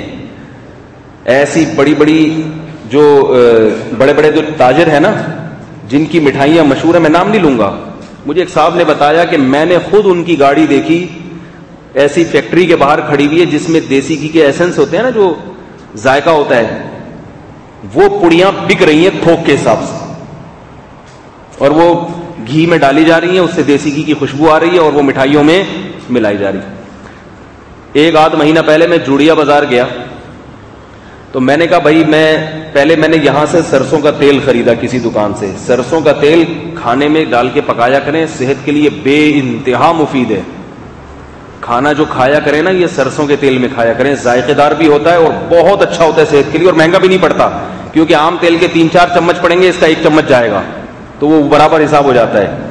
بہت ہی مفید ہے صحت کے لیے. کھانا اس میں پکا کے کھایا کریں, پراٹھے اس میں پکا کے کھایا کریں. تو میں نے کسی دکان والے سے لیا, اس نے بیوقوف بنا دیا. پہلے وہ قسمیں اٹھائیں اور یہ بھائی ہم نے اگر 2 نمبر یہی کرنی ہے تو ہم بندوق لے کے لوگوں کی جیب نہ کاٹنا شروع کرتے ہیں. ایسی لوگوں نے گنتیاں سیکھی ہوئی ہیں کہ آدمی, میں کہتا ہوں یار اگلے ہفتے اسی کو بیان دے دوں. میں اتنا اچھی تقریر کی اس نے میرے سامنے کہ ہم جو لوگوں کو تقریریں کر رہے ہیں ہم اس سے متاثر ہو رہے ہیں اس کی تقریر سے. کہہ رہے بولے مولوی صاحب بتاؤ مجھے, اگر میں نے حرام کمانا ہوتا ملاوٹ کر کے تو میں بندوق لے کے لوگوں کی جیبیں نہ کاٹوں. میں نے کہا بات تو صحیح ہے یار, بالکل صحیح بات ہے, تو یہ حرام کیوں کمائے؟ وہ پتا چلا ملاوٹ والا تیل ہے، ملاوٹ والا تیل ہے. کیونکہ مجھے ایسے پتا چلا کہ میں جب خود گیا تو میں نے کہا اتنے سستے میں اتنا تیل نکل نہیں سکتا. تو میں ایک گیا وہاں دکاندار کے پاس جو کولو رکھا ہوا ہے اس نے، اور اس میں سے وہ تیل نکالتا ہے. اس سے میں نے پوچھا، اس نے بتایا کہ بڑے بڑے تاجر ہمارے پاس آتے ہیں بادام لے کے، کچھ بادام کا تیل ہوتا ہے، کچھ اپنا تیل ہمارے سامنے ملا رہے ہوتے ہیں. پھر اس میں وہ جو بادام، ہر چیز کی خوشبو آ رہی ہے آج کل مارکیٹ میں. کیمیکل ایسے ہیں آپ ڈالو تو اصل میں وہ ذائقہ نہیں ہوتا جو اس نقلی میں آتی. یہ جو فروٹو آپ پیتے ہو، آم کا جوس، بھائی مجھے کیلے کا فلیور چاہیے، اور سوری مجھے جو ہے نا سیب کا فلیور چاہیے، تو اس میں سیب نہیں ہوتا، فلیور ہوتا ہے. فروٹو آپ جو لوگ خون دیتے ہیں نا، اس کے بعد اس کو فروٹو پلایا جاتا ہے. کتنی بڑی حماقت ہے اللہ کے بندے. تو گھاس کھا لیتا یہ اچھا تھا، خون کی کمی کے لیے آپ کو فروٹو پلایا جا رہا ہے. اور وہ بھی بیچارہ گاؤں دیہات کا سیدھا سادہ آدمی 2 ڈبے پی رہا کرے. میرے اندر نا سیب کا جوس پیا، آئرن آ رہا ہے. او بھائی 5 روپے میں تجھے آئرن نہیں ملے گا، کچھ بھی نہیں ہوتا، بیکار چیز ہے. اور کیمیکل ایسے ہیں، آپ یہ جو جوسز آ رہے ہیں ان کو زمین پہ ڈالیں اور پھر صفائی کریں، ان کا نشان ختم نہیں ہوگا. ایسے کیمیکل ہوتے ہیں. ایسا پیشاب ختم ہو جاتا ہے تھوڑی دیر میں، بچہ پیشاب کر دے نا دھل جائے گا. یہ کیمیکل، یہ سارے کیمیکل آپ کے پیٹ میں جا رہے ہیں. میں اس موضوع پر انشاءاللہ ایک بیان کرنے والا ہوں 2 نمبری پر، جو ہمارے معاشرے میں، اور 1 نمبر چیزیں ملیں گی کہاں سے یہ بھی بتاؤں گا انشاءاللہ. ٹھیک ہے نا؟ پھر میری بڑی تحقیق ہے اس سے کیا نقصانات ہو رہے ہیں ان بازاری چیزوں کے. اگر کہیں تو ایک واقعہ سنا دوں. موضوع اصل میں چینج ہو رہا ہے، اس لیے مجھے ڈر لگ رہا ہے کہ یہ موضوع کہیں سے کہیں نکل جاتا ہے. کبھی اس کو موضوع بنا کے نا صحت کے حوالے سے کبھی بات کروں گا. ایک پارٹ رہ گیا، اسلام اور صحت پارٹ 1 آ چکا ہے، پارٹ 2 ابھی رہ گیا. میں سوچ رہا ہوں جماعت المسلمین کا جس دن پارٹ 3 آ گیا نا تو پھر میرا صحت والا پارٹ 2 آئے گا. تو ابھی جماعت المسلمین کے 2 پارٹ چل رہے ہیں. کوئی بھی آئے نا جماعت المسلمین میں کہ بھئی مجھے جماعت المسلمین میں آپ جوائن کریں، نبی نے فرمایا جماعت المسلمین ہی جنت میں جائے گی، تو اس سے پوچھا کریں جماعت المسلمین پارٹ 1 جنت میں جائے گی یا پارٹ 2 جنت میں جائے گی. تو ایسا ہتھیار ہے وہ وہیں سے بھاگ جائے گا. تو وہاں میں گیا، اس نے بتایا کہ میں نے سرسوں خریدی. میں نے کہا چلو اپنے سامنے تیل نکلواتے ہیں، تو خالص تیل تو کم از کم یقین تو ہوگا. میں نے کہا ایسا مجھے تیل چاہیے میں قسم اٹھا کے کہہ سکوں کہ اللہ کی قسم یہ سرسوں کا تیل ہے. اس لیے میں اس کے سر پہ کھڑا ہو گیا. تو اب مجھے یقین آیا اللہ کی قسم یہ سرسوں کا تیل ہے. تو اس نے کہا کہ لوگ آتے ہیں، بادام کا تیل نکلوایا، کین بھر لیا، پھر اس میں تیل ملایا، اس میں کچھ ہر چیز میں کہہ رہا ہے ملاوٹ. اللہ ماشاءاللہ کسی کو اللہ، میں سب پہ الزام نہیں لگا رہا، ہر جگہ کچھ نہ کچھ ایماندار لوگ ہوتے ہیں. تو نبی صلی اللہ علیہ وسلم نے کتنی وحییں سنائی. تو شعیب علیہ السلام نے یہی باتیں کی تو پبلک یعنی یہ کس قسم کی باتیں کر رہے ہیں، کیونکہ لوگ پیسوں کے معاملے میں کوئی سمجھوتا کرنے کے لیے تیار نہیں ہوتے کہ بھائی حلال پر آ گئے تو پیسہ کم ہو جائے گا، نماز پڑھوا لو بھائی، روزہ رکھوا لو، پیسہ ہمارا کم ہو جائے، یہ نہیں ہو سکتا. تکافل جو ہے نا، یہ انشورنس جو لوگ کرواتے ہیں، ان کی بہت بڑی دلیل یہ ہوتی ہے کہ بھائی اگر گاڑی چھن گئی تو کیا ہوگا. گاڑی چھن گئی تو آپ کہتے ہیں انشورنس حرام ہے. تو میں ان سے کہتا ہوں بھائی اتنی مہنگی گاڑی خریدو ہی نہیں. ابھی ہمارے ایک دوست ہیں بیان میں بیٹھے ہوئے ہیں، انہوں نے 18-20 لاکھ کی کرولا نکلوائی. فون کر کے مجھ سے پوچھا مسئلہ کہ بھائی میں تکافل کر. میں نے کہا بھائی انشورنس تو بالکل حرام ہے، تکافل ہماری رائے کے مطابق تکافل بھی جائز نہیں ہے. اگرچہ بعض علماء اس کو جائز کہتے ہیں، لیکن ان کی دینداری تھی، تقویٰ تھا، انہوں نے احتیاط پر عمل کیا، انہوں نے تکافل بھی نہیں کرایا. گاڑی چھن گئی ان کی، بیٹھے بیٹھے 18-20 لاکھ کا نقصان، 0 میٹر گاڑی. تو میرا خیال یہ تھا کہ اب یہ بیان میں آنا چھوڑ دیں گے، بولیں گے انہوں نے مروایا ہے مجھے. یہ ہوتا ہے جب تک مولوی صاحب سے تعلق سے آپ کو فائدے ہو رہے ہیں، گھر میں برکت ہو رہی ہے، گاڑیاں آ رہی ہیں، بہت اچھے مولانا صاحب ہیں. جس دن مولوی صاحب سے مسئلہ پوچھا اور نقصان ہو گیا، ان کی وجہ سے ہوا ہے، ان کی وجہ سے. تو میرا خیال تھا وہ بھاگ جائیں گے، لیکن اتفاق کی بات ہے آج پھر آئے ہوئے بیان میں. ٹھیک ہے نا؟ تو دینداری کی علامت ہے یہ کہ بھائی بس مقدر میں لکھا ہوا تھا، چھن گئی تو چھن گئی، ہم ناجائز طریقے سے تھوڑی تلافی کریں گے اس. تو اس کا حل یہ ہے کہ آپ جو ہے وہ پہلے سے کوئی ایسا انتظام کرو، اتنی مہنگی گاڑی نہ خریدو. اور اگر آپ نے خریدی ہے تو آپ خود بھی تو پیسے جمع کر کے اسپیئر میں رکھ سکتے ہو. یہ عجیب حماقت کی بات ہے کہ انشورنس والے آپ کی سیلری سے پیسے کاٹتے رہتے ہیں یا لیتے رہتے ہیں، آپ ہی کے پیسے تھوڑے بڑھا کے لوٹا دیتے ہیں آپ کو. اگر حادثہ ہو گیا، حادثہ اگر نہیں ہوا، حادثہ نہ ہونے کا چانس زیادہ ہے یا ہونے کا چانس زیادہ ہے؟ مجھے یہ بتاؤ. نہ ہونے کا چانس زیادہ ہے. نہیں ہوا تو آپ کی ساری رقم ڈوب گئی، اس ڈوبنے کو کوئی بھی نہیں دیکھ رہا. اس ڈوبنے کو کوئی بھی نہیں دیکھ رہا. 1% جو ہے نا وہ اس کا چانس لے رہے ہیں کہ اگر میری گاڑی چھن گئی, یہ حادثہ ہو گیا. تو یہ اس طرح سے انشورنس کمپنیاں دبا کے پیسہ کما رہی ہیں لوگوں سے. اگر حادثے کے امکانات بڑھ جائیں تو پھر انشورنس کمپنیاں آپ کی گاڑی کو کی انشورنس نہیں کریں گی. انہوں نے بزنس کے لیے یہ سب کچھ کیا, آپ کے ساتھ تعاون کے لیے تھوڑی کیا یہ سارا کچھ. تو حضرت شعیب علیہ السلام نے جب قوم کو یہ باتیں سمجھائیں تو قوم کہہ رہی نماز روزے کی حد تک معاملہ صحیح تھا, یہ تو معاملہ کیا ہو گیا ہے, خراب ہو گیا. تو وہ جواب میں کہتے ہیں لا نفقہ ما نفقہ کثیرا مما تقول, اے شعیب آپ کی باتیں ہماری سمجھ میں نہیں آتی. تو بالکل یہی بات فرعون نے کی. فرعون نے کہا کہ بھائی اے موسیٰ, اے میری قوم, یہ موسیٰ کی باتیں ہماری سمجھ میں نہیں آتی, یہ دیوانہ ہے, یہ پاگل ہے, یہ جادوگر ہے. دیکھو جو خواتین پردہ کر لیتی ہیں نا گھر میں, حالانکہ پردہ عورت کی فطرت ہے. عورت, میں خواتین سے کہتا ہوں, آپ پردہ کرنے کی نیت سے نہیں, آپ اس نیت سے کہ 3 دن تک بس ویسے ہی ہم ماحول کو تبدیل کر کے دیکھتے ہیں. لوگوں کی عادت ہوتی ہے نا نئے نئے کام کرنے کی, بھائی کچھ یہ کبھی یہ کیا تو اب یہ کر کے دیکھیں, اب یہ کر کے دیکھیں. 3 دن بس ویسے ہی شو کے لیے پردہ کریں. جب کوئی مذاق اڑائے بولے میں کون سا پردہ کر رہی ہوں, میں تو ویسے 3 دن برقعے میں گھوم رہی ہوں دستانے پہن کے. 3 دن یہ کام کریں ویسے ہی, آپ کو ان 3 دنوں میں اللہ کی قسم ایسا سکون ملے گا, ایسا سکون ملے گا کہ آپ کو خود احساس ہوگا کہ عورت کا مردوں سے اپنے آپ کو چھپانا یہ عورت کی فطرت ہے, اس میں سکون ملے گا. ابھی چونکہ ہو نہیں رہا نا یہ عمل, تو پتہ نہیں اس میں سکون کتنا ہے. عورت کا جسم جب ڈھک جاتا ہے اور اس پہ نامحرم مردوں کی نگاہ نہیں پڑتی, ایک اندر اس کو ایک عجیب سی فیلنگ ہوتی ہے, اس کو ایک عجیب سا سکون محسوس ہوتا ہے. اور جب وہ اپنے آپ کو ایکسپوز کرتی ہے, اس ساری دنیا اس کے حسن کو دیکھ رہی ہے, اس کی باڈی کو دیکھ رہی ہے, لاشعوری طور پر اس کے دماغ میں, اگرچہ وہ شو مارنے کے لیے سب کچھ کر رہی ہے, اس کے باوجود اس کے دماغ میں لاشعوری طور پر بے سکونی پیدا ہو رہی ہوتی ہے. اسے احساس ہو رہا تو غلط ہو رہا ہے, یہ ہوس کی نگاہیں مجھ پہ کیوں پڑ رہی ہیں, اسے یہ احساس ہوتا ہے اس کے لاشعور میں, اور اس سے آہستہ آہستہ اس کا سکون خراب ہونا شروع ہوتا ہے. تو پردے میں اللہ نے سکون رکھا ہے. تو لیکن اگر کوئی عورت پردہ کرے, کتنی مضبوط دلائل ہوں, مگر خواتین کیا کہتی ہیں دوسری عورتیں, پتہ نہیں تمہیں کیا ہو گیا ہے, پتہ نہیں کس کے بیان میں بیٹھنا شروع کر دیا, پتہ نہیں پاگل ہو گئی. پاگل وہ خود ہوئی بھی ہیں, اور جو صحیح ہے اس کو کیا کہہ رہے ہیں, پاگل. اور اس میں بعض خواتین ایسی ہوتی ہیں جو ایسی پاگل عورتوں کے تانے سن کے پردہ اتار دیتی ہیں. تو ان کی ہمارے حضرت مثال دیا کرتے تھے کہ ایک لومڑی کی جنگل میں دم کٹ گئی. اب جب دم کٹی ہے تو سارے جانور اس کا مذاق اڑانے لگے, دم کٹی آ رہی ہے, دم کٹی آ رہی ہے. لومڑی ہوتی ہے بڑی چالاک, اس نے کہا دم تو میں آرٹیفیشل لگوا نہیں سکتی, اتنی جنگل میں اتنی ترقی تو نہیں ہوتی. تو اس نے کہا کہ دم تو میری کٹی ہے, تو اب حل یہی ہے کہ سب کی کٹوا دو, ٹھیک ہے نا, اس سے کیا ہوگا, عزت بحال ہو جائے گی. تو اس نے قوم کو جمع کیا, تقریر کی, بولے بھائی دیکھو یہ جو دم میری کٹی ہے یہ کٹی نہیں ہے, میں نے باقاعدہ کٹوائی ہے, میں نے باقاعدہ کٹوائی ہے. اور اس میں یہ فائدے ہیں کیونکہ دم کئی دفعہ کسی کے پاؤں کے نیچے آ چکی ہے. میں بیٹھتی تھی تو دم کو الگ سے جو ہے نا فولڈ کرنا پڑتا تھا, اور اس کو الگ سے, اس میں کبھی چونٹی کاٹ رہی ہے, کبھی کسی کا پاؤں آ رہا ہے. بہت سارے تقریریں سنائی اس نے. اب میں لومڑی تو نہیں ہوں نا کہ آپ کو وہ تقریریں سناؤں, جو لومڑی نے سنائی ہوگی, ٹھیک ہے نا, وہ دلائل تو لومڑی کو ہی آئے ہوں گے. تو اتنی تقریریں اس نے سنائی کہ سارے جنگل کے جانور دم کاٹ کے بیٹھ گئے.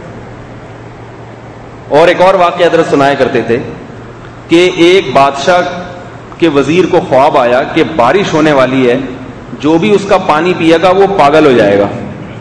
بارش ہونے والی ہے, جو بھی اس بارش کا پانی پیے گا وہ پاگل ہو جائے گا. تو بادشاہ نے وزیر کو کہا کہ اب کیا کریں حل. تو وزیر نے کہا کہ بادشاہ سلامت, ہم اپنے لیے پہلے سے صاف پانی جتنی ہماری زندگی ہے نا اس تک کا ہم اسٹور کر لیتے ہیں, اسٹور کر کے الگ سے رکھتے ہیں. صاف پانی ہوگا تو جب بارش برسے گی عوام کے پاس تو اس کے علاوہ کوئی پانی نہیں پئیں گے, سارے پاگل ہو جائیں گے. کم از کم ہم دونوں تو سیٹ رہیں گے نا. اب پوری پبلک کے لیے تو ہم پانی اسٹور کر نہیں سکتے, تو ہم دونوں اپنی فکر کریں, اب عوام کو چھوڑو, یہ ممکن نہیں ہے. تو ایسا ہی ہوا, بارش برسی ہے, ان لوگوں نے جناب پانی اسٹور کر لیا اپنے لیے, پبلک نے پیا اور سارے پاگل ہو گئے.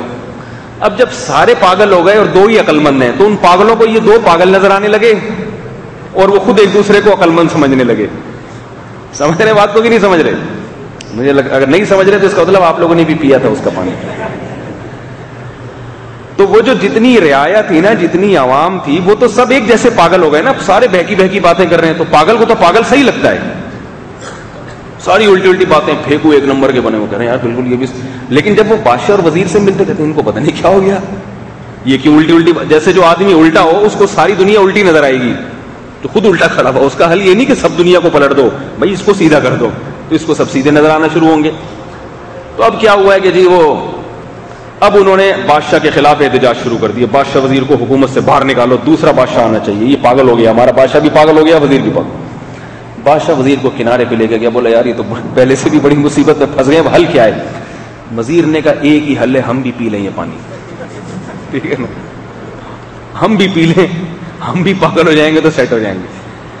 تو وہ تو بیوقوفی تھی جو انہوں نے بھی پی لیا، ورنہ انسان کہتا ہے میں نے ایسی حکومت کا کرنا ہی کیا ہے کہ میرا دماغی توازن خراب ہو جائے، پاگل ہو جاؤں.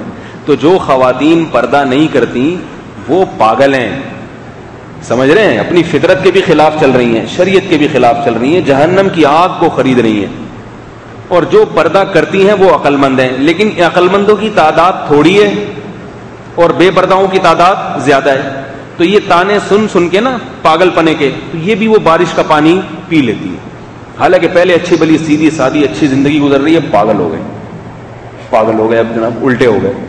تو ہمارے گھر میں ایک ٹی وی نہیں تھا، ہمارے والد صاحب نے ٹی وی نہیں رکھا، کیونکہ جن کے گھروں میں ٹی وی تھا ان کا ماحول دیکھ رہے تھے کہ بچے کیسے خراب ہو رہے ہیں، اور گھروں میں محبت ہی نہیں ہے، بہن بھائیوں میں محبت ختم ہو جاتی ہے جب ٹی وی ہوتا ہے نا. تو آپس میں بیٹھ کے کھانا تک نہیں کھاتے، کھانا بھی کھا رہے ہوں گے تو ڈرامہ دیکھتے ہوئے کھا رہے ہوں گے، سارا یعنی آپس کی جو رابطہ ہے اس کو ٹیلی ویژن نے ختم کر دیا، اور ڈراموں نے جو فیملی سسٹم کو تباہ کیا وہ ایک الگ ہے. تو ہمارے گھر کب کوئی آتا تھا تو ہمیں کہتا تھا یہ پاگل ہیں. ٹھیک ہے نا، کیا کہتا تھا؟ یہ پاگل لوگ ہیں، ان کی بور لائف ہے. لیکن کمال کی بات یہ ہے کہ وہ ہمارے گھر کے ماحول کی تعریف کرتا تھا کہ یار ان لوگوں میں بھائی بہنوں میں محبت ہے. تو میں دل میں سوچتا تھا کہ بھائی یہ پاگل ہیں، اللہ نے ہمیں اس پاگل پنے سے بچایا ہوا ہے. یہ چاہتے ہیں کہ جیسے یہ خود پاگل ہیں ہم بھی پاگل ہو جائیں. اللہ کا شکر ہے ہم پاگل نہیں ہیں، ہم سیٹ اچھی ہنسی خوشی ابھی بھی میرے گھر میں ٹی وی نہیں ہے، بڑی اچھی زندگی گزر رہی ہے الحمدللہ، اللہ اس میں برکت دے. تو پردہ کرنا چھوڑ دیتی ہیں ان کے کہنے سے.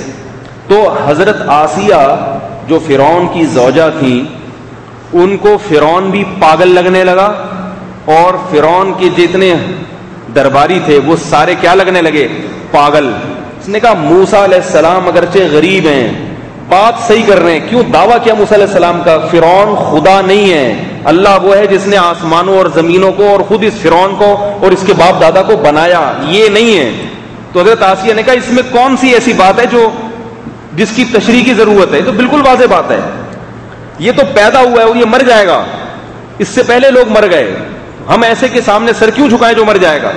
پھر اس نے مقابلے فرعون نے الزام لگایا موسیٰ علیہ السلام پر یہ جادوگر ہیں. تو اللہ نے ہزاروں جادوگروں سے گواہی دلوا دی کہ یہ جادوگر نہیں ہے. پھر فرعون نے الزام لگایا کہ یہ جادوگروں سے پہلے حضرت موسیٰ کا مکمکہ ہوا تھا اور ان کے آپس میں طے ہوا تھا کہ مل کے حکومت کریں گے. تو جادوگروں کو جب فرعون نے پھانسی کے پھندے پہ چڑھا کے سب کو قتل کر دیا تو پتا چل گیا کہ جادوگروں کے سامنے کوئی دنیاوی مفاد نہیں تھا. کیونکہ بھائی لوٹے جو ہوتے ہیں نا سیاسی، بھائی مسلم لیگ نون والے آدمی ٹوٹ کے قاف میں چلے جاتے ہیں، قاف والے ٹوٹ کے ادھر آتے ہیں، تو ایسے ہی تھوڑی چلے جاتے ہیں، کچھ لالچ ہوتی ہے تو چلے جاتے ہیں نا، خام خامے تھوڑی چلے جائیں گے. تو سیاسی لوٹے تو ادھر سے ادھر، ادھر سے ادھر، جہاں مفاد نظر آیا. تو فرعون نے کیا الزام لگایا جادوگروں پر کہ معاذ اللہ یہ سیاسی لوٹے ہیں، یہ کبھی ادھر جاتے ہیں کبھی ادھر آتے ہیں، اب ان کو وہاں مفاد نظر آ رہا ہے. تو بھائی جب فرعون نے ان کو دھمکی دی میں سب کو 24 گھنٹے کے اندر کاٹ کے جان سے مار دوں گا، تو اب تو ان کو چاہیے تھا کہ اے فرعون ہم تو حکومت کی لالچ میں گئے تھے، تو اگر قتل ہی کر دے گا تو کیا فائدہ، پھر ہم تیرے ساتھ ہیں. لیکن جادوگروں نے کیا کہا؟ انہوں نے کہا فقضی ما انت قاض، جو کر سکتا ہے کر لے. یہ دھمکی بہت تھوڑی دے رہا ہے کہ میں کھجور کے تنوں میں ہاتھ پاؤں کاٹ کے سولی پہ لٹکا دوں گا، یہ بہت کم دے رہا ہے دھمکی. فقضی یہ نہیں کہا ففعل ما تفعل، یہ نہیں کہا کہ جو کر سکتا ہے کر لے، یہ نہیں. فقضی جو فیصلہ ہمارے خلاف کر سکتا ہے آرڈر جاری کر دے، جلا دو، کاٹ دو، کڑھائی میں پھینک دو، جو مرضی کر سکتا ہے کر لے. کیوں؟ اس لیے کہ انما تقضی هذه الحیات الدنیا، تو جو دے گا اس دنیا میں سزا دے گا.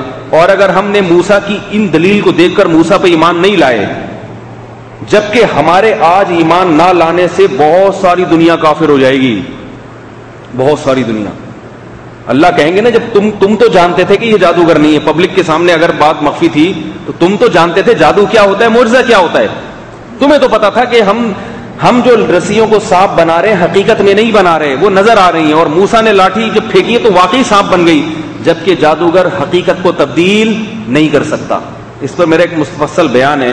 بہت سے حضرات کی رائے یہ کہ جادو سے حقیقت بھی تبدیل ہو جاتی ہے، لیکن میرا ایک مفصل بیان ہے کہ جادو سے حقیقت تبدیل نہیں ہوتی. دونوں طرف کے دلائل دیے، ان کا تجزیہ کیا ہے. تو وہ تو یہ جانتے تھے.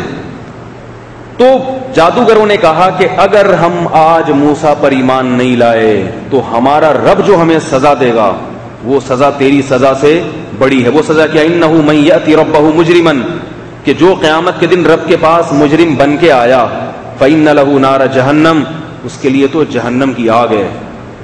تیری آگ تو کچھ بھی نہیں ہے جہنم کی آگ کے مقابلے میں. اور کہا کہ اگر ہم تجھ پر تیری لالچ کی وجہ سے ایمان لے آتے ہیں، کیونکہ فرعون نے لالچ یہ دی تھی کہ موسیٰ کو ہرا دو تو پیسہ بھی ملے گا اور عہدہ بھی ملے گا، وزارتیں بانٹوں گا، وزارتیں فلاں علاقے کا فلاں کو امیر بنا دوں گا، فلاں جادوگر کو فلاں علاقے کا. تو جادوگروں نے کہا واللہ خیر وابقا انا آمنا بربنا لیغفر لنا خطایانا، رب پر ایمان لائے تو ہمیں دو فائدے ہوں گے. ایک، ہمارے سارے پچھلے گناہ معاف ہو جائیں گے. تو تھوڑی معاف کر سکتا ہے، ہم تو کفر میں زندگی گزاری، کیا کیا نہیں کیا ہوگا اس کفر کی حالت میں، کتنوں کہ گھروں کو اجاڑا ہوگا، کیا کچھ نہیں کیا ہوگا. اور ہم نے جو اس پیغمبر کا مقابلہ کیا یہ بھی جرم ہے، تو اس جرم کو بھی اللہ معاف کر دے گا.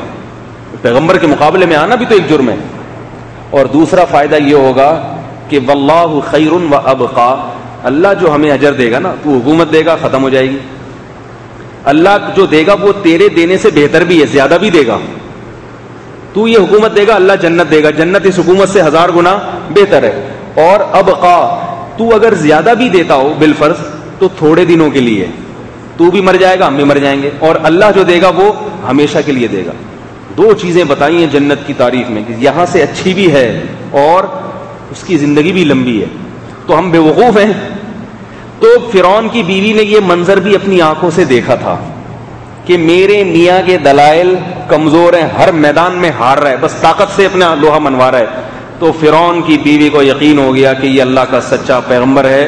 اب اس نے سوچا کہ جو جادوگروں نے جس بنیاد پہ قربانی دی ہے، جادوگروں نے بھی تو قربانی دی کہ بھئی آخرت کی جنت اور آخرت کی حکومت، تو میں بھی اگر جادوگروں کی بات نہیں مانتی تو میں بھی دنیا میں مزے اڑا لوں گی، لیکن آخرت کیا ہے میرے لیے؟ جہنم کی آگ ہے. تو اس نے بھی فرعون کے سامنے اعلان کر دیا. فرعون نے کتنا ستایا، جب بہت زیادہ ظلم کیا تو اللہ سے راتوں کو اٹھ کے دعائیں مانگتی تھی. بار بار کہتا ہوں جب پریشان ہوا کرو وظیفے نہ پڑھا کرو، دعائیں مانگا کرو. ایک صاحب نے مجھے کہا کہ ایک خاتون کا فون آیا، میرے اولاد نہیں ہو رہی، کسی نے کہا کہ سورہ مریم 4 دفعہ پڑھ لیا کرو. کسی نے کہا کہ سورہ مریم 4 دفعہ یا 7 دفعہ روزانہ پڑھ لیا کرو. میں نے کہا سورہ مریم میں اللہ نے زکریا علیہ السلام کا تذکرہ کیا ہے کہ ان کی اولاد نہیں ہو رہی تھی، تو انہوں نے کیا سورہ مریم پڑھی تھی 7 دفعہ؟ ہے بھائی، یہ تو سورہ مریم میں لکھا ہوا ہے. کاف ہا یا عین صاد ذکر رحمت ربک عبدہ زکریا، اپنے رب کی اس رحمت کو یاد کرو جو اس نے زکریا پر کی. اذ نادى ربہ نداء خفیا، جب اس نے چپکے سے رات کو اٹھ کے اپنے رب کو پکارا. انہی کا وظیفہ اتنی دفعہ پڑھ لیا. پکارا، پکارنا کسے کہتے ہیں؟ مانگا، ندا کی اللہ کو، پکارا چپکے سے. کیا؟ اذ نادى ربہ نداء خفیا ربی انی وہن العظم منی، اے اللہ میری ہڈیاں بوسیدہ ہو گئی ہیں، کوئی چانس نہیں ہے اولاد کا. جوانی میں نہیں ملی، بڑھاپے میں کیسے ملے گی؟ کوئی چانس نہیں. انی وہن العظم منی، یہ کوئی وظیفہ پڑھ رہے ہیں؟ یہ باتیں کر رہے ہیں اللہ سے. بولتے کیوں نہیں بھائی؟ ہے بھائی، یہ کوئی وظیفہ تھا؟ یہ اللہ سے باتیں ہو رہی ہیں. اللہ سے دعاؤں میں باتیں کیا کرو، وظیفے نہ پڑھا کرو. کوئی پریشانی اللہ سے کہو، اللہ سب کے اولاد ہو گئی، میری نہیں ہو رہی. تو نے خود پیغمبر کی زبان سے یہ بات کہلوائی ہے کہ اولاد سے بڑھ کر کوئی نعمت نہیں ہے، میرا والی وارث نہیں ہوگا، میری عمر بڑھتی جا رہی ہے، امیدیں ختم ہوتی. اس طرح مانگو اللہ کے گڑ گڑا کے. یا تو اللہ ایسے قبول کر لے گا جیسے زکریا علیہ السلام کے قبول کی، نہیں قبول کی تو یہ ساری دعائیں آخرت میں ذخیرہ کر دے گا، اتنا نوازے گا آخرت میں کہ آپ کہو گے میری دعا رد ہو کے بھی مجھے فائدہ ہو گیا۔ تو وظیفوں پہ زور ہے، دعاؤں پہ زور۔ سورہ مریم کا وظیفہ پڑھ لیں گے، سورہ مریم میں اولاد کے حصول کا جو طریقہ لکھا ہوا ہے اس طریقے پہ عمل نہیں کریں گے۔ تو زکریا علیہ السلام کہہ رہے ہیں رب انی وہن العظم منی، اے اللہ ہڈیاں بوسیدہ ہو گئیں، واشتعل الرأس شیبا، بال سفید ہو گئے، میری بیوی بانج ہے، بڈھی بھی ہو گئی، ولم اکن بدعائک ربی شقیا، مگر میں تیری رحمت سے نا امید نہیں، نا امید نہیں۔ چپکے سے کیوں پکار رہے ہیں؟ اس لیے کہ پبلک کے سامنے اگر مانگتے نا، پبلک کہتی بابا جی کیا ہو گیا، خیریت تو ہے؟ نہیں یاری، دیکھو پیغمبروں نے جب بھی دعائیں مانگی ہے تو چپکے سے ہی مانگتے ہیں نا، لیکن اللہ ان کے چپکے سے مانگنے کا تذکرہ نہیں کرتے کہ چپکے سے مانگی، بس اللہ کہتا ہے دعا مانگی۔ عام طور پہ تو دعائیں چپکے ہی سے ہوتی ہیں، سامنے بھی ہوتی ہیں وہ بھی جائز ہے، لیکن زیادہ تر تو چپکے سے معمول ہوتا ہے بزرگوں کا۔ لیکن زکریا علیہ السلام کی دعاؤں میں اللہ کرے چپکے سے، چپکے سے۔ تو میرا دماغ اس طرف گیا یہ بار بار اللہ چپکے سے کیوں ذکر کر رہے ہیں؟ اس لیے کہ یہ پبلک کے سامنے مانگنے کی نہیں۔ اب دیکھو آپ کے امام صاحب 90 سال کے ہوں، وہ لوگوں سے کہہ رہے ہو بھائی جمعے کے بعد دعا مانگ رہے ہو یا اللہ ستار بھائی کو اولاد دے دے، لوگ کہیں گے آمین، بھائی 40 سال کے ہیں ہو سکتی ہے، یا اللہ غفار بھائی کے ہاں ولادت نہیں ہو رہی، یا اللہ ان کے ہاں ولادت ہو جائے، یا اللہ بی بی گل چمن کو اولاد دے دے، یا اللہ فلانی کو اولاد دے دے، یا اللہ فلاں کی بیوی نے پرچی بھیجی ہے کہ میرے اولاد نہیں ہو رہی۔ امام صاحب سب آمین آمین کہیں گے، لیکن امام صاحب 90 سال کے تھے جب انہوں نے کہا یا اللہ مجھے بھی اولاد دے دے، پبلک دیکھی خیریت ہی کیا ہو رہا ہے بھائی، دیکھے گی نا امام صاحب خیریت تو ہے بھائی۔ آپ تو یہ دعا کریں کہ یا اللہ مجھے 1 سال زندگی اور دے دے، یہ دعا کریں گے۔ اور اگر امام صاحب نے کہا اللہ مجھے مزید 10 سال زندگی دے دیں تو بھی لوگ کہیں گے یہ زیادہ ہو گئی، 90 سال ہو گئے، بہت ہو گئی۔ 1 آدھ سال 6 مہینے اب غریبی کے چل رہے ہیں تو چلو غریبی میں ایک دفعہ کی غریبی کے بعد دوبارہ بھی آدمی غریبی منگوا لیتا ہے، ہوٹل والے سے کہتا ہے یار 1 دفعہ تو لے آؤ، 1 دفعہ ایک اور 2-3 دفعہ منگواؤ گے اس کے بعد وہ غریبی بھی بند کر دے گا، بولے گا اتنا تو تم نے اصل پلیٹ نہیں تھی جتنی تم نے غریبیاں کھا لی ہیں۔ تو 60 سال کے بعد تو غریبی پہ چل رہا ہے آدمی، تو غریبی بھی 10 سال کی ہوتی ہے، بھی سب 90 سال ہو گئی تو بھائی اب کیا ہوں۔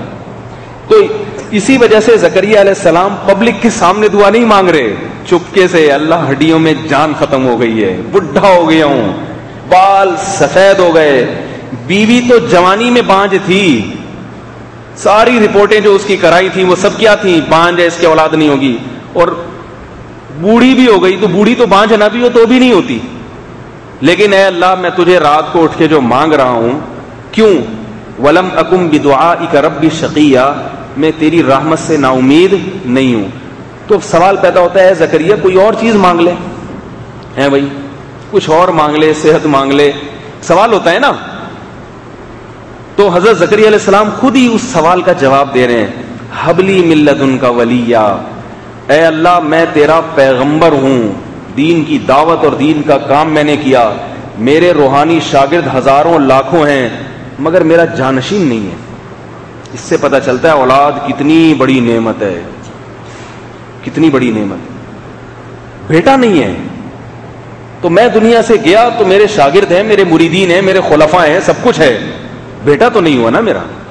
جو بیٹا میرے سلسلے کو لے کے چل سکتا ہے آگے، اور جو وہ میرے لیے دعائیں مانگے گا، وہ کوئی مرید اور خلیفہ نہیں مانگتا۔ بیٹا اور باپ کے لیے جو کچھ مانگتا ہے جس جذبے سے، وہ جذبہ اللہ نے کسی اور میں رکھا ہی نہیں ہے، کیسا ہی نالائق کیوں نہ ہو پھر بھی باپ کو یاد رکھتا ہے وہ۔ میں نے ایسے لوگ اپنی زندگی میں دیکھے ہیں، شرابی اور زانی، باپ مر گیا، اتنا پریشان ہے، پیسہ لے کے گھوم رہے ہیں، مولوی صاحب مجھے کوئی بتاؤ کہیں میں پیسہ لگاؤں میرے باپ کی مغفرت ہو جائے، باپ کی مغفرت ہو جائے۔ جذبہ ہوتا ہے کہ بھئی میں کیا کر سکتا ہوں اپنے باپ کے لیے، یہ اللہ نے جذبہ رکھا ہے۔ نافرمان اولاد بھی ہو، وہ بھی ماں باپ، ماں ہو یا باپ ہو، ان کے مرنے کے بعد اور خواتین پریشان ہوتی ہیں، میری ماں دنیا سے چلی گئی، میں کیا کروں ان کے لیے، کیا کروں ان کے لیے، ایک جذبہ اللہ نے رکھا ہے۔ دوسروں کے دل میں نہیں ہوتا جذبہ، یہ دوسروں کے دل میں ہوتا ہے، تھوڑا سا ہوتا ہے۔ پیر صاحب چلے گئے، حضرت مفتی صاحب چلے گئے، بس چلے گئے، اچھے تھے، جمعے کا بیان ہو جاتا تھا، اچھا ہو جاتا تھا، چلو ایک آدھ دفعہ پہ چلو چل ختم ہو گئی کہانی، اس سے زیادہ نہیں ہوتا۔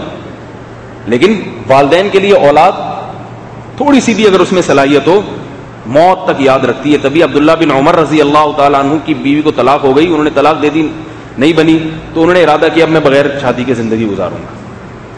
تو ان کی بہن حضرت حفصہ جو پیغمبر کی زوجہ تھیں، انہوں نے کہا کہ ای اخی لا تفعل، میرے بھائی اس طرح نہ کرنا، صحیح ہے نا؟ کیوں؟ فرمائے نکاح کرو، اگر اولاد ہوئی تمہارے تو تم زندہ رہو گے تو خدمت کرے گی، مر گئے تو تمہارے لیے دعائیں مانگے گی۔ تو کیوں؟ حالانکہ عبداللہ بن عمر تو ویسے ہی جنتی، انہوں نے نکاح کیا، ان کی اولاد ہوئی، اور ان کی اولاد بہت بڑے محدث بنے، سالم ابن عبداللہ ابن عمر،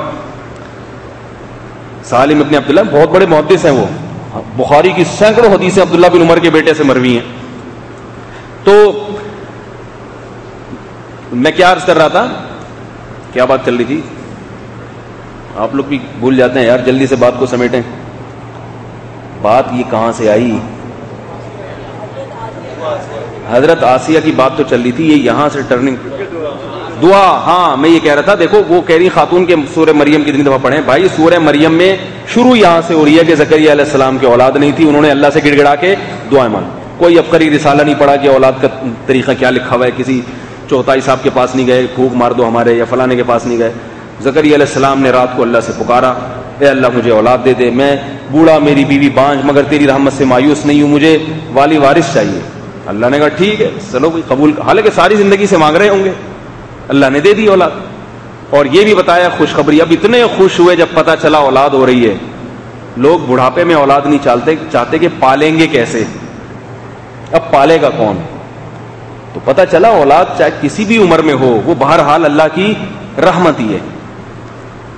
وہ کہہ رہے ہیں چلو میں دنیا سے جا رہا ہوں، کوئی میرے لیے پیچھے کوئی کسی کو چھوڑ کے تو جا رہا ہوں نا، کوئی نہ کوئی تو پال ہی لے گا اس بچے کو بھی، بھائی پال لے گا، یا کوئی نہیں، جوان ہو جائے گا تو اپنے پاؤں پہ کھڑا ہو جائے گا، اس کو یاد تو آئے گی نا میرے کوئی ابا بھی تھے، میرے والد بھی تھے کوئی۔ تو اللہ نے، کہتے ہیں نا اللہ جب دیتا ہے تو چھپڑ پھاڑ کے دیتا ہے، اللہ نے کہا ٹھیک ہے اب اولاد ملے گی اور نبی ہوگا، وہ پہلے بتا دیا۔ اور ایک مزید کام کہ نبی بھی ہوگا، انبیاء کو نبوت 40 سال کے بعد ملتی ہے، یہ پیدائشی نبی ہوگا۔ نمبر 2، ہر بچے کا نام پیدا ہونے کے بعد رکھا جاتا ہے اور والدین رکھتے ہیں، اس کا نام میں نے یحییٰ پہلے سے تجویز کر لیا ہے، اسمہ یحییٰ لم نجعل لہ من قبل سمیہ۔ اور کتنے نمبر؟ 5 ہو گئے، 4 نمبر۔ 5واں نمبر یہ کہ اس سے پہلے اس نام کا کوئی شخص دنیا میں نہیں گزرا، یہ نام یعنی اس نام کی ابتدا یہ بھی میں رکھ رہا ہوں، آج کے بعد لوگ یہ یحییٰ نام رکھیں گے، اس لیے میں نے ابھی اپنے بیٹے کا نام یحییٰ رکھا ہے، ٹھیک ہے نا؟ مجھے یہ نام بڑا پسند تھا کہ اپنے ایک بچے کا نام انشاءاللہ یحییٰ رکھوں گا۔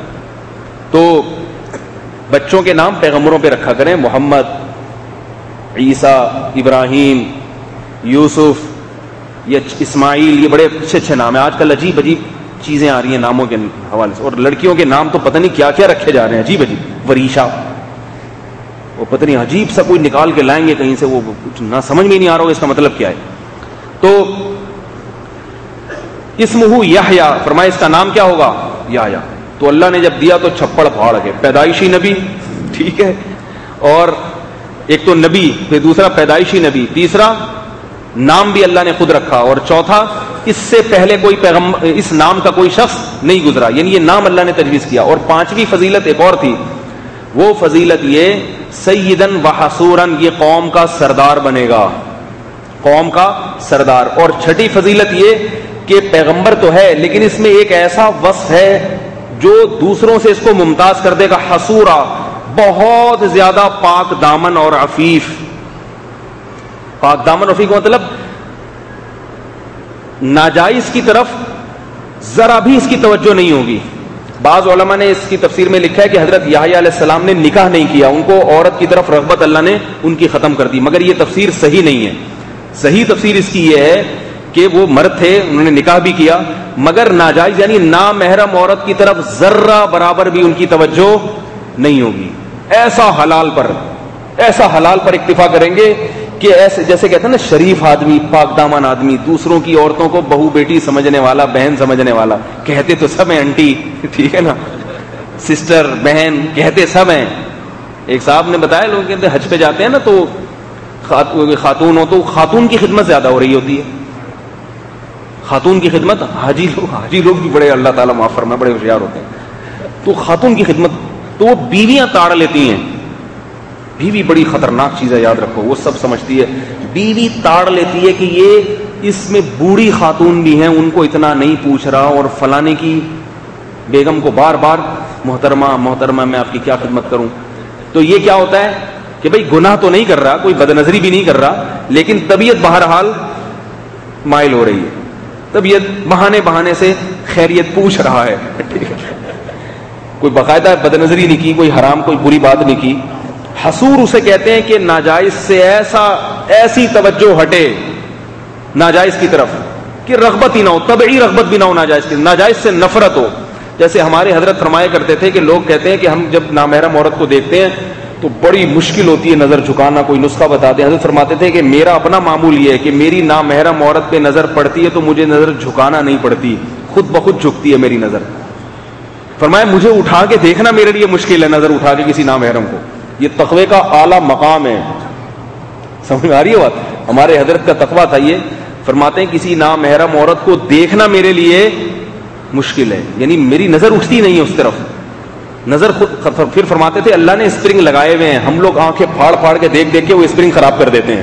ٹھیک ہے نا, اللہ نے ہر مرد میں کچھ حیا کے اسپرنگ پیدائشی لگائے ہوئے ہیں, کچھ کو شرم آتی ہے کسی کی بہو بیٹی کو دیکھتے ہوئے, لیکن دیکھ دیکھ کے نا وہ اسپرنگ سارے ڈھیلے ہو جاتے. جیسے گاڑی میں آپ وزنی آدمی کو بٹھائیں گے تو اس کے جم خراب ہو جائیں گے بھائی, وہ ایک حد تک جم کام کریں گے. تو ایسا اللہ نے بیٹا دیا. اللہ نے فرمایا بڑا پاک دامن ہوگا, بہت شریف ہوگا یہ بیٹا. کیسا اللہ نے نوازا. اور ایک اور چھٹا نمبر یا ساتواں نمبر وہ یہ کہ پہلے زمانے میں جب عورت کو پریگننسی ہوتی تھی تو بہت دیر سے پتہ چلتا تھا. آج تو الٹرا ساؤنڈ ہے اور مختلف چیزوں میں پتہ چل جاتا ہے. تو اللہ نے بتایا کہ جب آپ کی زوجہ کو حمل ہوگا آپ کو فوراً پتہ چل جائے گا. کیسے؟ 3 دن تک آپ کی زبان بند ہو جائے گی, آپ لوگوں سے بات چیت نہیں کر سکو گے, صرف اشاروں سے کلام کرو گے, اشاروں سے. تو یہ خوشخبری ہوگی, اللہ نے اپنا وعدہ پورا کر لیا. تو کیسے اللہ نے جو ہے نا ان کو نوازا ہے, اور کیسے دعاؤں کی برکت سے. تو فرعون کی بیوی نے یہ سارے مناظر اپنی آنکھوں سے دیکھے, ایمان لے آئی. اس نے کہا کوئی بات نہیں, کاٹ دو, پیٹ دو, مار دو, جان سے کچھ بھی کر لو, اللہ بہتر ہے. لیکن بہرحال ظلم کی ایک انتہا ہوتی ہے, پریشان ہو گئی. تو اللہ سے دعا مانگ رہی ہیں, اے اللہ مجھے اس سے نجات دے دے, میں یہاں رہ کے زندگی نہیں گزار سکتا. پریشانیوں سے تو انسان ہے نا, گوشت کا بنا ہوا ہے, پریشان تو ہوتا ہے. اے اللہ مجھے اس سے نجات دے, چاہے اس کی زوجیت سے نکال کے میرا نکاح کہیں اور کرا دے, یا مجھے زندگی میری ختم کر دے. موت کی دعا مانگنا جائز نہیں ہے, اس لیے حضرت آسیہ نے یہ نہیں کہا مجھے موت دے دے, کیونکہ موت مانگنا اللہ سے یہ جائز نہیں ہے, یہ توکل کے خلاف ہے. حدیث میں آتا ہے اگر کسی کو موت چاہیے, اتنا زندگی سے بیزار ہے, تو اللہ سے یوں دعا مانگے, اللہم احینی ما کانت الحیات خیرا لی وامتنی ما کانت الممات خیرا لی. اللہ جب تک زندگی بہتر ہے زندہ رکھ, موت بہتر ہے تو موت دے دے. یعنی دونوں کے ساتھ مانگے دعا. تو اس لیے فرعون کی بیوی نے ایسی دعا مانگی کہ بس مجھے اس سے نجات دے دے, باقی تیری مرضی. تو اللہ نے نجات کا کیا فیصلہ کیا, ٹھیک ہے تیری شہادت کا وقت آ گیا ہے. فرعون نے کیلوں پہ لٹایا, اور حدیث میں آتا ہے اللہ نے ان کے سامنے جنت کر دی, سامنے جنت دکھا دی فرعون کی بیوی کو.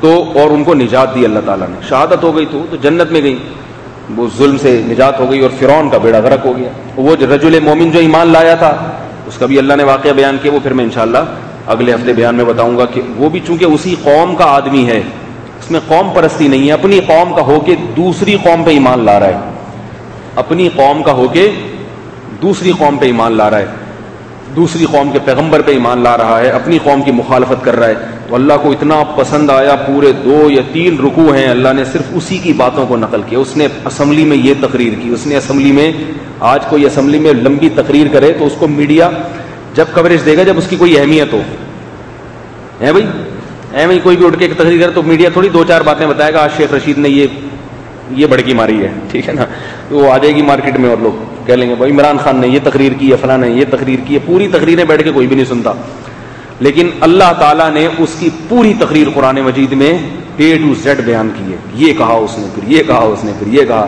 اتنا پسند آیا اللہ کو. اللہ تعالیٰ ہم سب کو سمجھنے کی, عمل کی اور حق کی اتباع کی توفیق نصیب فرمائے. اس نے بیان کیا ٹی وی پر کچھ چینل دیکھے جا سکتے ہیں, جیسے بچوں کے کارٹون, نیوز چینل اور کھانے کے چینل. دیکھو چینل جو جائز چینل ہے وہ دیکھنا تو جائز ہے, مگر اس چکر میں گھر میں ٹی وی رکھنا جائز نہیں ہے. کھانا پکانا کوئی خاتون اگر سیکھنا چاہتی ہیں اور وہاں سکھانے والی بھی عورت ہے, تو جیسے انٹرنیٹ پہ یہ دیکھ سکتے ہیں, ٹیلی ویژن کے چینل پہ بھی دیکھ سکتے ہیں, لیکن اس بہانے جب آپ ٹی وی گھر میں رکھو گے تو پھر سی وی میں صرف کھانا پکانے کا طریقہ نہیں آتا اور کھیر بنانے کا یا کوفتے بنانے کا نہیں، الو بنانے کا طریقہ بھی سکھایا جاتا ہے. شوہر کو الو کیسے بنایا جاتا ہے ڈراموں میں بتایا جا رہا ہے.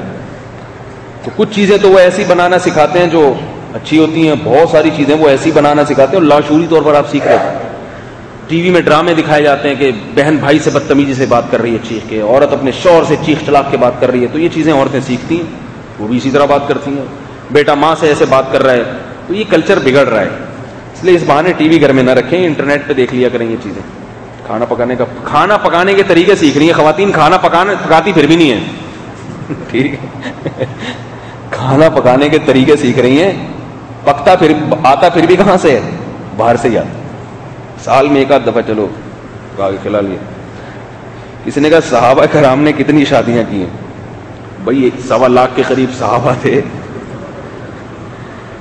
کسی نے کتنی کی؟ اتنا ضرور ہے کہ کوئی ایک بھی میرے علم میں ایسا نہیں ہے جس نے، خواتین بیٹھی میں بھاگ جائیں گی یار، تم لوگ خود ایسے سوال پوچھ کے یہ موضوع لے کر آتے ہو. وہ پریشان ہے، ہمارے میاں بھی آ رہے ہیں یہاں پہ، تو بہرحال کوئی ایک بھی ایسا نہیں ہے جس نے صرف ایک کی ہو. سمجھ رہے ہیں؟ لیکن بہت مشکل کام ہے یہ. کر کے پھر میرے پاس آتے ہیں روتے ہوئے. ایسے درجنوں واقعات ہوئے ہیں. بیان سنا شادی کی، میرے پاس آئے، یار بہت برا ہو رہا ہے آج کل میرے ساتھ، بہت برا ہو رہا ہے حضرت، میں بتا نہیں سکتا. ایک صاحب آئے میرے پاس، اچھے بھلے، دوسری شادی کی، اتنا دباؤ سسرال کی طرف سے، پہلے تو ایسے مر رہے ہیں، یوں ہو رہے ہیں عجیب سے. شریف آدمی، نیک، داڑھی بھی ہے، نمازی بھی ہے اور اچھا خاصا کھاتا پیتا بھی. 3 دن کے بعد میں نے فون کیا، میں نے کہا خیریت؟ کہہ رہے حضرت سٹا لگا رہا ہوں میں. مذاق نہیں. کہہ رہے اب میں عجیب سی میں دماغی سکون کے لیے سٹے لگا رہا ہوں. میں نے کہا اللہ کے بندے. اور پھر بلی میرے اوپر ڈالتے، مجھے انہوں نے بولا تھا. ٹھیک، کس نے بولا تھا؟ انہوں نے بولا تھا. تو دوسری شادی یہ جو کرنے کی میں ترغیب دیتا ہوں، یہ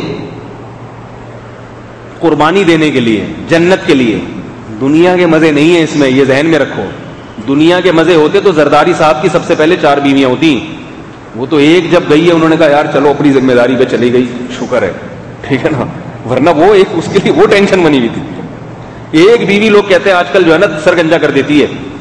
تو اس لیے جس نے کرنا ہے جہاد کی نیت سے کرے. جیسے کوئی جہاد پہ جا رہا ہوں نا، انڈیا پاکستان کی جنگ ہو گئی، آرمی نے آپ کی تشکیل کر دی. اب یہ تھوڑی کہ میں وہاں جاؤں گا تو لڈو ملیں گے، بھائی بم ملیں گے، گرنیڈ آئے گا، دھام، ادھر سے ٹانگ ٹوٹ رہی ہے، ادھر سے ہاتھ ٹوٹ رہا ہے. آدمی کیا کہتا ہے؟ یار چلو اللہ کے لیے شہادت ہے. تو جب دوسری شادی کرو ضرور، مگر اس نیت سے کہ ٹانگ بھی ٹوٹ سکتی ہے، ہاتھ بھی ٹوٹ سکتا ہے، پاگل بھی ہو سکتے ہو، سب کچھ ہو سکتا ہے. ثواب کی گارنٹی ہے، حالات کی کوئی گارنٹی نہیں ہے. میں اکثر ایک واقعہ اپنا سناتا ہوں کہ ہمارے ایک دوست تھے، عمر ان کی 50 سال، مجھ سے عمر میں بڑے تھے کافی. تو مجھے ایک دن ہوٹل پہ لے گئے کہ یار چلو آپ سے ایک بہت ضروری کام ہے. میں نے کہا آج تک کبھی انہوں نے مجھے اتنی عزت دی نہیں ہے، اتنا پروٹوکول دیا نہیں. آج پتہ نہیں ان کو کیا ہو گیا. عمر میں بھی مجھ سے زیادہ ہے، میں اس وقت اور بھی بہت کم عمر تھا. تو مجھے بڑے لے کے کہہ رہے ہیں یار ہوٹل پہ دودھ پتی منگوائی. یار دودھ پتی لا. کہہ رہا ہے یہاں بیٹھ کے نہیں، ہوٹل پہ تسلی سے چپکے سے بات ہوگی. میں جی. کہہ رہے ہیں یار آپ نے کتاب بھی لکھی ہے 4 شادیوں پہ، اور میں نے سنا آپ بہت دائی ہیں اس کے، اور میں بھی کرنا چاہتا ہوں. ٹھیک ہے، میں بھی کرنا چاہتا ہوں. تو میں نے کہا آپ کی بیوی راضی ہے؟ کہہ رہے ہیں بیوی تو راضی نہیں ہے. میں نے کہا بچے؟ کہہ رہے ہیں بچے بھی راضی نہیں ہیں. ماشاءاللہ. میں نے کہا اچھی بات ہے. کہہ رہے جائز تو ہے نا؟ میں نے کہا پھر بھی جائز ہے. تو کہہ رہے آپ کا بڑا تجربہ ہے تو مجھے مشورہ کیا دیتے ہیں؟ میں نے کہا مشورہ نہیں، میں شرعی حکم بتا رہا ہوں. ثواب کی گارنٹی ہے، حالات کی کوئی گارنٹی نہیں ہے. کیونکہ میرا گریبان آ کے پکڑتے ہیں، بھئی آپ نے ترغیب دی تھی، ہم نے کر لیے، تو اب کیا تم؟ تو میں نے ترغیب دی تھی، میں نے یہ تھوڑی کہا تھا کہ ایک تو ایسا بیوقوف آدمی لانڈی سے آیا، کہہ رہے میری بیوی ہے وہ بیچاری خدمت نہیں کر پاتی، اس کے کام بہت ہیں، تو میں چاہ رہا ہوں ایک اور کر لوں گا گھر میں جو ہے نا، تو وہ برتن دھو لے گی، یہ جھاڑو لگا لے گی. لانڈی سے اس کام، اور انجینئر تھا، پڑھا لکھا آدمی. میں نے کہا یار پڑھے لکھے بھی اتنے بیوقوف ہوتے ہیں. میرے پاس وہ سمجھ رہا تھا میں بڑی حوصلہ افزائی کروں گا. انہوں نے کہا یار تیسری بھی کر لے، پوچھا وہ لگا دیا کرے گی ہے بھائی، اور چوتھی بھی کر لے، کپڑے وہ دھو دیا کرے گی. تو وہ تو سمجھ رہا تھا کہ میں اس کو اپریشیٹ کروں گا. میں کرتا ہوں لیکن میں پوری اس کی حیثیت بتا کے کرتا ہوں کہ لڈو کھانے کے لیے نہیں ہے، یہ جہاد ہے، جہاد.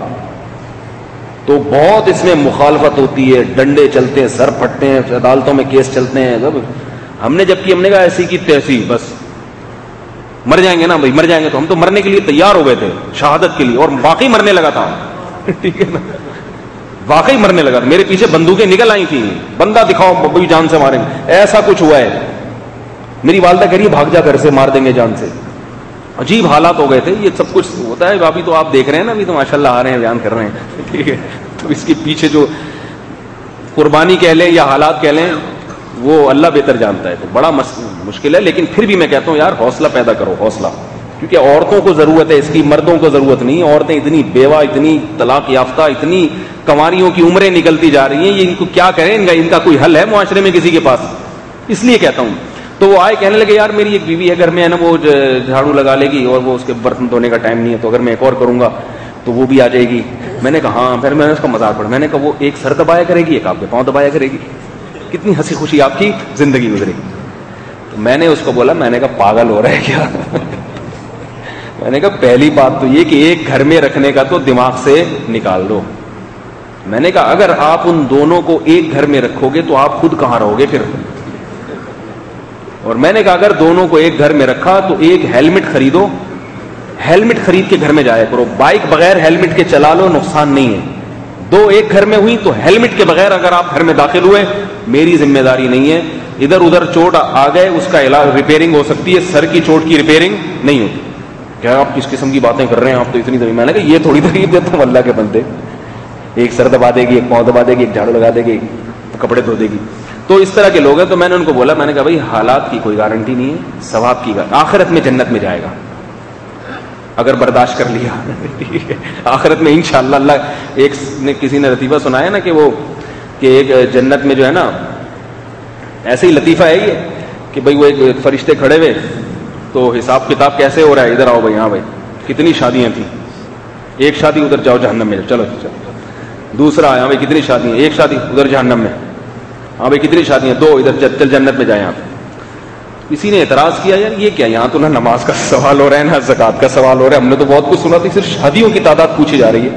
تو فرشتے نے کہا اصل میں جو ایک ہے نا، جو ایک والے وہ دنیا میں جنت کا مزہ لے کے آئے ہیں، ان کو جہنم میں جانے دو. اور جو دو ہے وہ بیچارہ دنیا میں جہنم دیکھ کے آ گیا ہے، اس بیچارے کو دوبارہ کدھر جہنم میں بھیجے، کچھ دن اس کو سکون سے زندگی گزارنے دو. تو یہ ایسے ہی بنایا ہوا ہے، اس کی کوئی حقیقت نہیں ہے. تو یہ ہے. تو اس لیے جہاد کی نیت سے ہے، یہ مزے اڑانے کی نیت سے نہیں. حضرت علی نے کتنی شادی کی، اور یہ کون ہے یہ بندہ سامنے لاؤ بھائی. کتنی شادی کی. فاطمہ کی حیات میں، حضرت فاطمہ کی حیات میں شادی نہیں کی. حضرت فاطمہ کے انتقال کے بعد حضرت علی نے 4 شادیاں کی ہیں. 4 بیویاں تھیں جب آپ کی شہادت ہوئی ہے. ایک ہی امام ابو حنیفہ اور مالک کو ماننے کا کیا مطلب ہے؟ یہ حدیث ثابت ہے. کیا مطلب؟ ایک ہی امام کو ماننا، مانتے تو سب کو ہیں جتنے مجتہدین ہیں، لیکن فالو ایک فقہ کو کیا جاتا ہے، ایک فقہ کو. کیونکہ ایسا نہیں ہو سکتا کہ ایک وقت میں سارے مسلکوں کو آپ فالو کرنا شروع کر دیں، یہ ممکن نہیں ہے. تو انتظامی چیز ہے، اس میں ایک ہی کو فالو، سب برحق ہیں، فالو ایک کو کیا جائے گا. وطر کی نماز 1 رکعت پڑھ سکتے ہیں. امام حنیفہ کے یہاں 1 رکعت وطر نہیں ہے، کیونکہ وہ جو حدیث ہے جس میں آتا ہے آپ صلی اللہ علیہ وسلم نے 1 رکعت وطر پڑھی ہے، اس کا امام حنیفہ کے نظر میں مطلب یہ ہے کہ یوترو بواحدۃ، 1 رکعت کے ذریعے جس نماز کو طاق بنایا ہے. یوتر کا معنی دوسرے علماء ترجمہ کرتے ہیں وطر، یعنی بواحدۃ کا یوتر کا مطلب وطر پڑھنا، جبکہ یوتر کا اصل مطلب کیا ہے؟ جفت کو اوڈ ہوتا ہے نا اعداد میں بھائی، جو 2 پہ ڈیوائڈ ہو جاتے ہیں اور جو 2 پہ ڈیوائڈ نہیں ہوتے. تو یوترو کا مطلب ہے کہ ایسا عدد لانا جو 2 پہ ڈیوائڈ نہ ہو سکے. تو بواحدۃ کا مطلب 2 رکعتوں کے بعد 1 رکعت ملا کے اس 2 کو طاق بنا دیا. اور یہ جو حدیث میں آتا ہے کہ آپ نے 2 کے بعد 2 سلام سے 3 وطر پڑھے ہیں، تو یہاں پہلے سلام سے مراد ہے التحیات، اس میں السلام علیکہ جو ہم پڑھتے ہیں نا وہ سلام مراد ہے.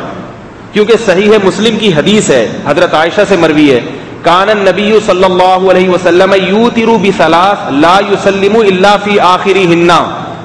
حضرت عائشہ کی حدیث ہے صحیح مسلم میں کہ نبی صلی اللہ علیہ وسلم 3 رکعت وطر پڑھا کرتے تھے اور صرف آخر میں سلام پھیرا کرتے تھے. تو اس حدیث کو بنیاد بنایا ہے امام ابو حنیفہ نے. ایک تو اس لیے کہ بالکل متفق علیہ حدیث ہے، یعنی صحیح مسلم کی ہے، بخاری کا مجھے علم نہیں کہ بخاری میں بھی ہے یا نہیں ہے. اور دوسری بات یہ کہ حضرت عائشہ گھر کی نماز کو زیادہ بہتر جانتی ہیں. اور تیسری بات یہ قیاس کے مطابق ہے، دوسری نمازوں کے مشابہ ہے. کیونکہ ایک رکعت ہمیں اس کے علاوہ کوئی نماز ملتی نہیں ہے. تو اس لیے جو ایک رکعت والی روایتیں ان کو اس حدیث کو سامنے رکھ کر اس کی تعویل کی ہے. دوسرے ائمہ نے تعویل نہیں کی. تو ایک فقہ کو فالو کریں. اگر امام حنیفہ کو فالو کرتے ہیں تو پھر 3 ہی رکعت وتر پڑھا کریں اور ایک والے پر انگلی نہ اٹھائیں. اہل باطل میں اور اہل حق میں فرق یہ نہیں ہوتا کہ 3 پڑھتے ہیں یا 1 پڑھتے ہیں.